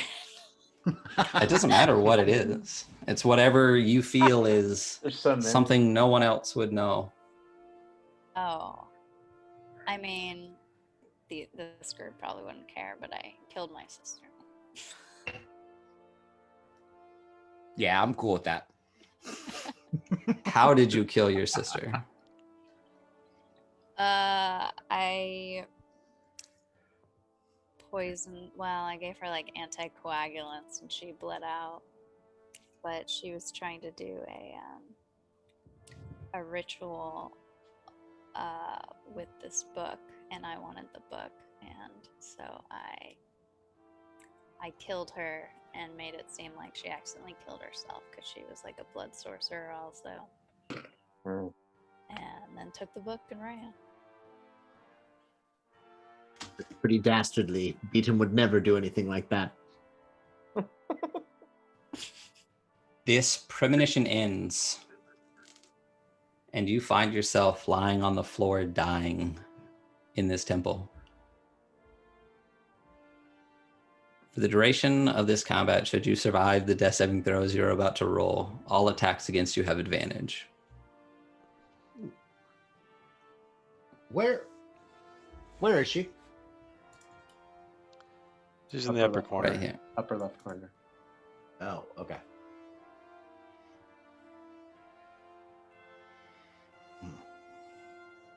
Right.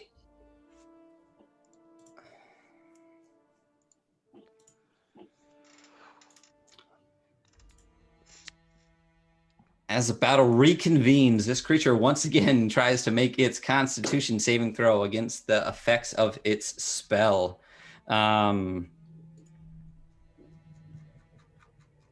levels of exhaustion, and it had the ego whip too, which is disadvantage. Disadvantage, yeah. It's basically just going to get ground down in dust.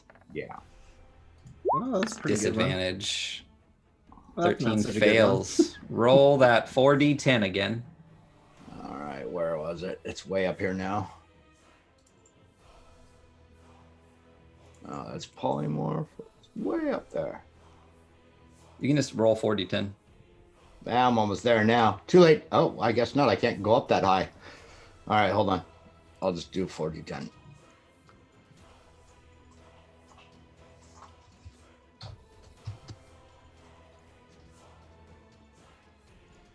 $27. All right, 27 points of damage. It is now starting to kind of lean against the bars. It looks quite rough, and you see it just like bleeding this black ichor out of its mouth as it's staying within this force cage, shaking, trying to get out as this sickening radiance is just infecting it further and further. Nolam. All right. Nolan is going to plod forward again. Blood going everywhere. And right there. And this is going to be a disadvantage attack, but he's going to hurl his spear at the dark caster. Okay. So let's do that. And I'm going to bless this as well. Okay. Might as well. Here we go. Roll hot, please. Roll hot, please. Oh, that's not very good. Spear leaves your hand, flies across, and actually hits this wall. Doesn't even get close to her.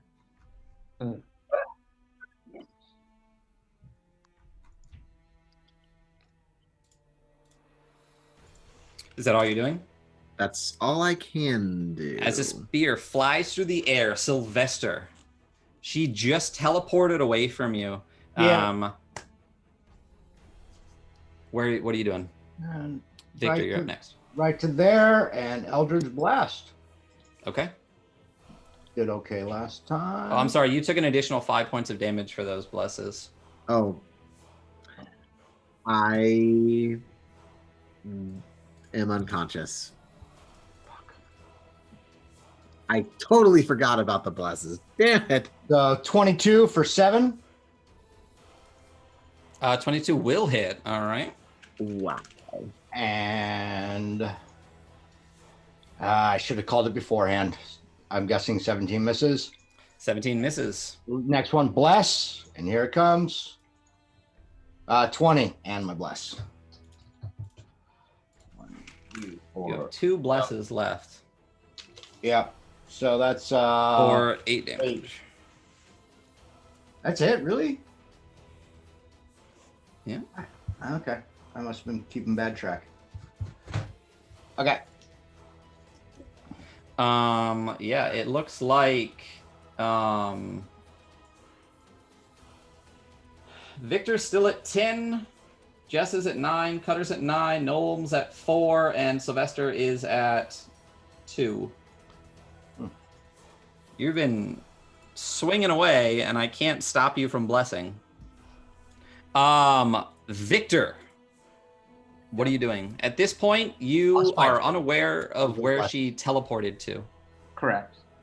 Oh, correct. Okay. So Where are you, Victor? so I'm right here Okay. where the web was. Right. So I saw her disappear. I just didn't see her reappear. Is that safe to say? Correct. Yeah. So he's gonna take. Would he have seen me? I mean, I would have seen you guys. I would have seen Nolan throw a spear and then go down. So so what Victor does is I think he can use a free action to leave Beatum here because I don't think he wants to take Beatum into the shit without Nolan. Yeah, you could just drop the shield if you want. Absolutely.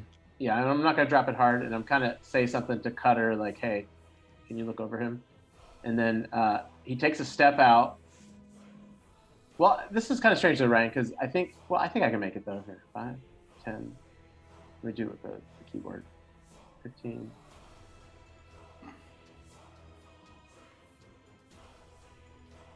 Does that seem fair? Yeah, absolutely. Okay. And okay, so he's basically, he doesn't know what happened to Dariana, but he knows he's going to try to take a whipping on this woman, and so he pulls out his mace of destruction because he's just pissed. And here we go. And come on, baby. The blast, I hope. So a 20 dirty. She is going to switch places with this crow. Oh, she's the best. And you can roll your damage Okay. on this murder of crows. Okay. And so this is the weird one, right? Where he does, it's a 1d6 plus the 2d6. Yeah. Plus the, yeah, so. You strike through, hoping to hit this Okay. dark caster, and suddenly it's just a flock of crows that burst in front of you, and you strike through the whole thing. Okay. The necrotic damage races through. They all drop to the ground. All of the crows are now gone. Okay. And then I basically have this statue in between the two of us. I can't really see Dariana yet. So.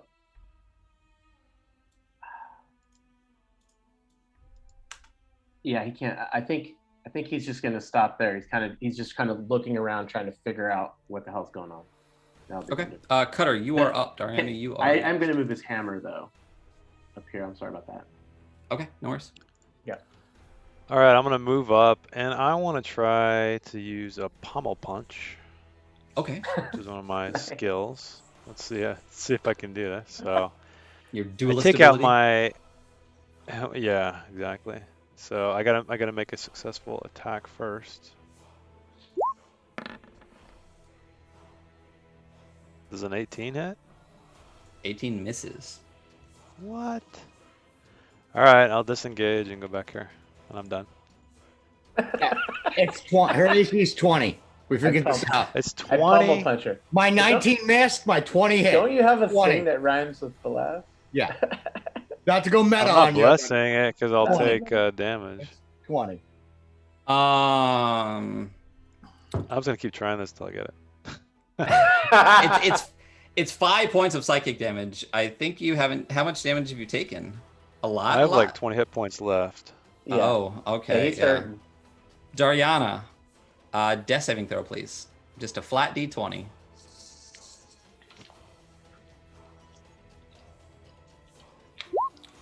That is a failed death saving throw. Hello, Beard Gamer Laku. Sorry, chat, that I have not been kind of keeping up with you. There's just a lot of pieces on the board. It is now this woman's turn. She's going to move over to here, and she's going to cast her implements.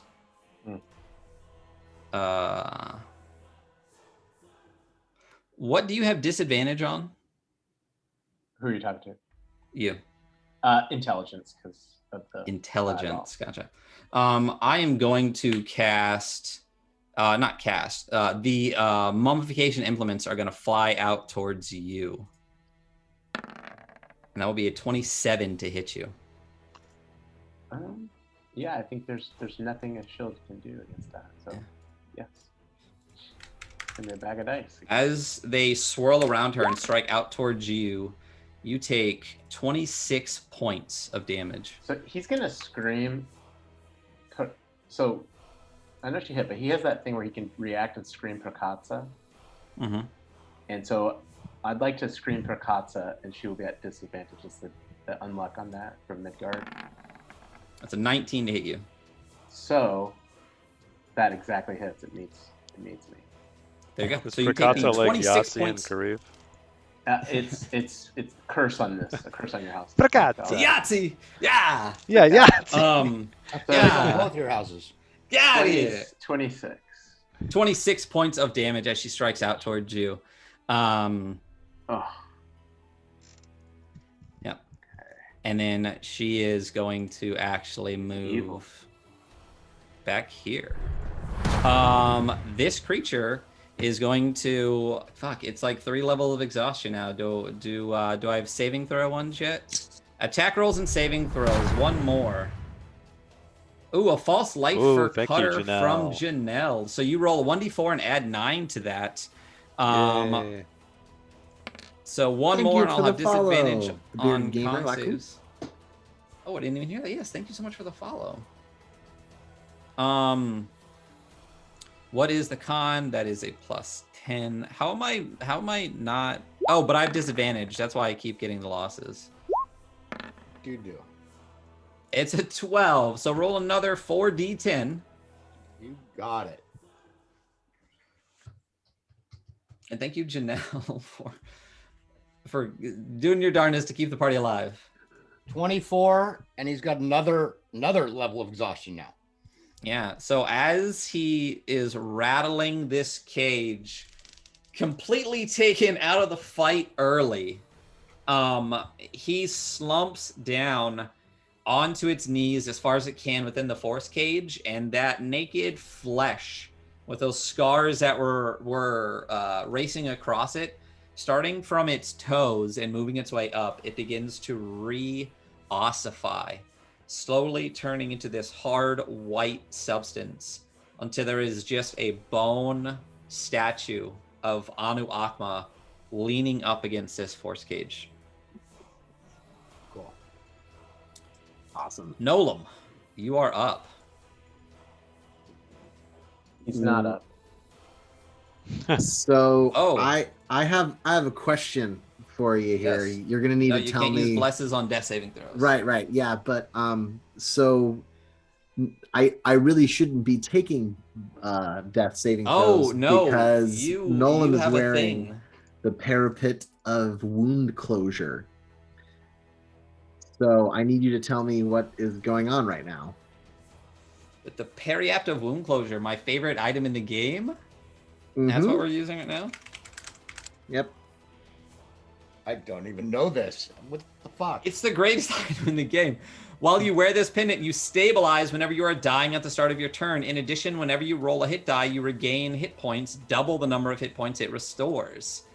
You are unconscious, not dying, but not awake. You are stabilized, unconscious on the ground. Excellent. Roll me 1d4. Okay. You are unconscious for the next 4 hours unless otherwise messed with. Excellent. Yay. Sylvester, you are up. So if I grab him to move him 5 feet, does that use my action? Or is that just yeah. still my movement? I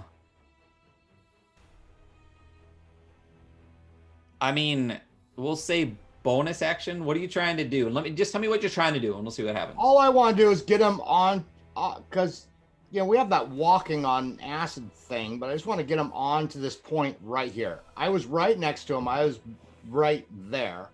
Yeah, you're not Gnolls are, you bastard, by the way, with that periapt.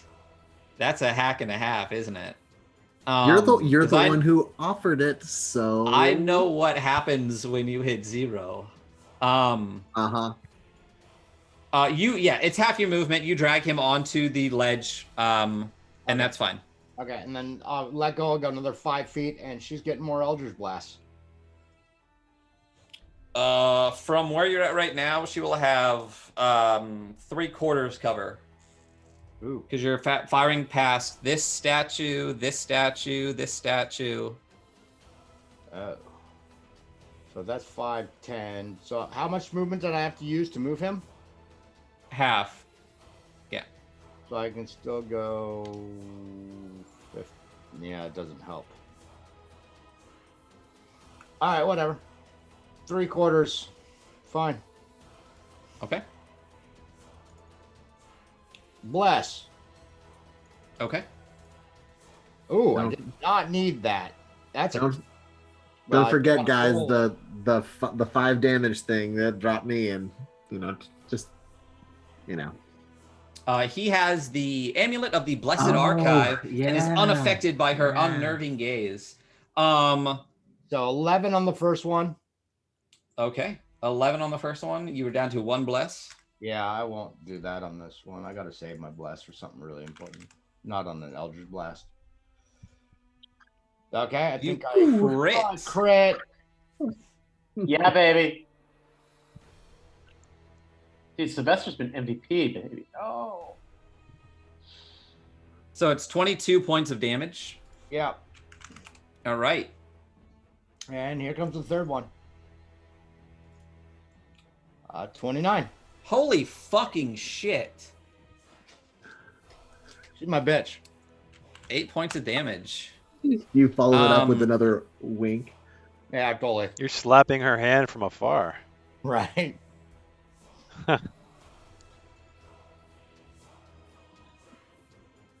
Okay. Victor, So laying on the question- ground in front of you, you see Dariana. Yeah. Sheathed in darkness, bleeding on the ground. Beyond her, you see this embalmer tucked behind these 2 statues getting struck by the Eldritch Blast. And behind you, you see Nolam flat out on the ground. Yep. Interesting. So is it a whole action to grab Dariana? Like to snatch her? She is. I just said half movement for him, so it's half movement for you as well. Don't Because forget I'm in her- also that she is within 5 feet of another person. Okay. All right. Who is? That is a shield from Cisco to you, Victor. All right. So I guess I'm a little confused here. Then, so what's going on that's slowing me down? Nothing's slowing you down. If you drag her out of someone's range, Yeah, they it's will get an half. attack. Yeah. Oh, so like I can't like come like right on this side of her and like pull her away because she'll get attacked. No. If you want to get in the way, shield her and move her away, sure, you can go ahead and do that, and that's all you can do this turn. Okay, and that'll be my entire action. Because right now, like I can't. Can I attack her through this little gap here? Because she's kind of hidden, right? And I mean, can't you're really... going like you're trying to bowl like Yeah. if So you're trying to scoop it in there. So Dariana could. I mean, she'll probably. I'm not gonna stomp on her. Okay. So he's literally gonna do that. He's gonna kind of come up 5, 10, 15. You just got Grab a her. shield too, if you need it. He's gonna grab her, and then I guess it's like half. So 5, 10. 5, 10. And then I guess can you put her like up above that dead pile of bats? There we go. Yeah. And you're saying that's all I can do, but I think that's better than nothing. Yeah. And then for the bonus action, this thing keeps moving. 1, 2. I'll just put it up here. And I think that is pretty much it. And I'll just save a reaction for a shield if I need to. Okay. Cutter. So you said she's behind 3/4 cover, right? Right here, yeah, between both of these statues. For you, I would give it partial cover. He had another statue in the way, so I gave it 3/4. But for you, you could probably zing right through that if you want. So it'll just be a little bit of a harder shot. I'll attempt to zing. Oh, is it a melee attack? Yeah. Is that Oh, different? the cover stuff. You don't need to worry about the cover stuff with melee. You can just stab right past the statues. It's just a ranged attack. Got it. Okay. 22. 22 will hit. Oh, Yes. yeah. That half All sword right. is not So I'm gonna try. How bad? Does she look bad at all? Is she She bleeding looks out? not great by any stretch of the Okay. imagination. All right. I'm gonna attempt the pommel punch. good. Yeah, baby. So what that does is, hang on, let me get it. bless that note. No blesses. Oh no. I take damage when I bless stuff. Oh yeah. So she has to make a where the hell is it? A constitution saving throw. Here we go. Pummel punch. So first of all, it just does 1d6 damage instead of the normal damage. And then she must make a successful constitution saving throw or be incapacitated into the end of her next turn. Okay. So I'll roll my d6 and then. So she takes 2. All right. And then the saving throw should be. Hang on, sorry.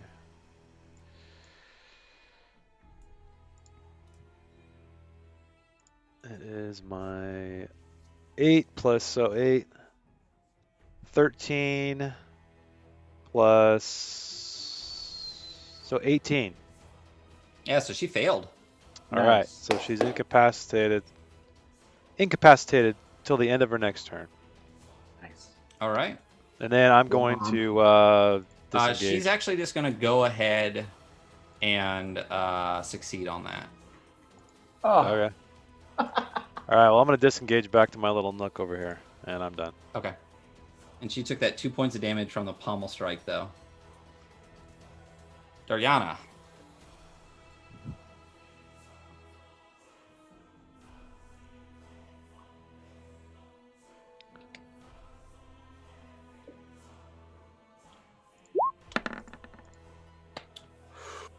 That is a successful death saving throw.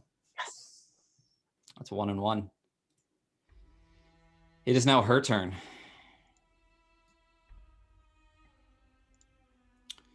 She's going to take a step forward, look at you, Cutter. Oh, great. You guys don't need to say anything at my funeral, okay? I'm just saying right now. I'm calling that outside. You can pee on my Well, grave. I want it's to. I got to. shit prepped for a cutter. Oh, It's a sure. 25 to hit. Yeah, that hits me. Yep. So what is she doing? Some kind of ability thing? So With my it's skin?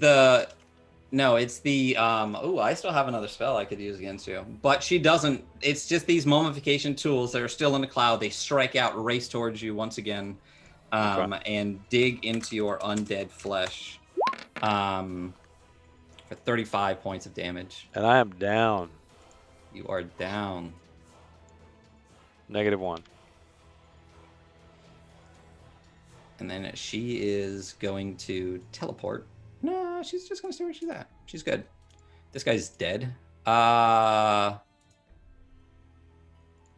I think I took her out of the initiative. Nolam, you're not doing anything.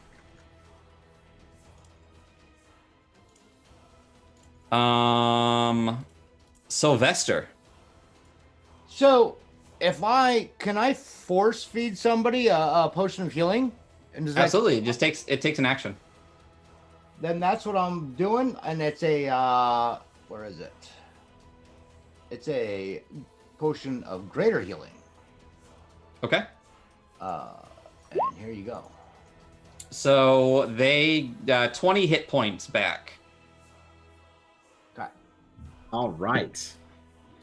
So you force feed that down into Nolam's mouth. Yep. And you sputter but swallow it, and your eyes pop open as you feel a warmth infuse your body. You're still prone until your turn, but you are conscious, awake with 20 hit points, prone on the ground. I get 40 hit points. Yay! Why do you get 40? The parapet of wound closure. I get double. That's when you roll a hit die.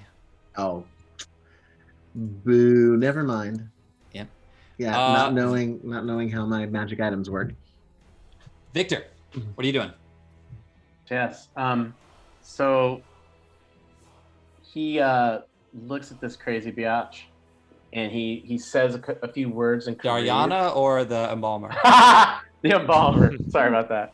No, Daryana he has like cradled, and He looks at Mhm. the crazy embalmer, and then he says, you kind of hear the same words that he said the last time they were underground, and in Korean, like it kind of, the words loosely translate into like a waterfall of flames, and he drops a flame strike on this lady. Yeah. So a vertical column of divine fire roars down upon her. The 10-foot radius, is going to be here in the corner, so like everybody else is it'll safe. just be her. I gotcha. Yep. And then she's going to do a dex save, and hopefully she will fail finally.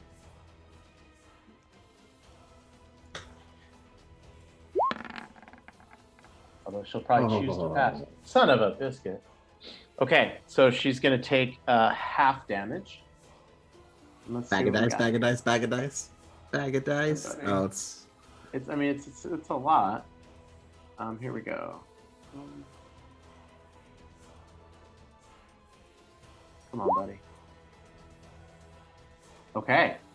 So 27, so 13. Is that right? Is my math right?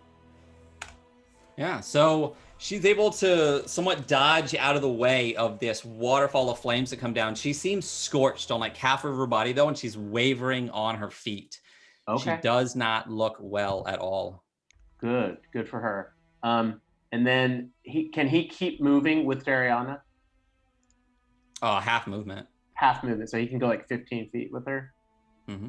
Okay. These guys. I mean, I guess this is just a strange situation where he kind of Don't worry about just stay still. Yeah. So he's gonna go. He's got a bonus action here. So 5, 10, 15, 20. He's gonna take a whack at her with the Ruthenian hammer. So you see this like beautiful hammer from the Ruthenian plane kind of appears near her, and hopefully it sees the fires coming off of her. See if we got a hit. Let's get a 4. There we go.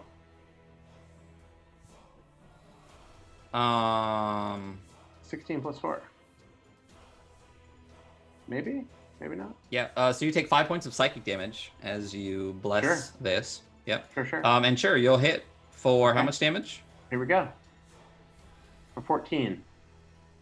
14 damage. As she stands there, half charred from the fire that you just cast down while you're laying there on your knees, kind of cradling Dariana as she's laying dying in your arms. Your Ruthenian warhammer flies across this temple grounds, strikes her in the side of the head, and crushes in her skull, and she crumples to the ground. Yes. Yes. So I don't know. Does he need to use? Can he just use Cure Wounds on her, or is the Revivify needed? She is still. She's still kicking. Okay, so as he's cradling her, like if we're at a combat, he whispers a few words into her ear in Korean. It's actually much nicer than what he had said to the other woman, and he casts Cure Wounds at the highest level got left, which would be 5th, I guess. And I guess you can't do it that high. There we go. 4th. I may not have any 4th levels left. Can he use a 5th for a 4th level spell? Oh no, he's got one. Okay. Sorry about this. Yeah.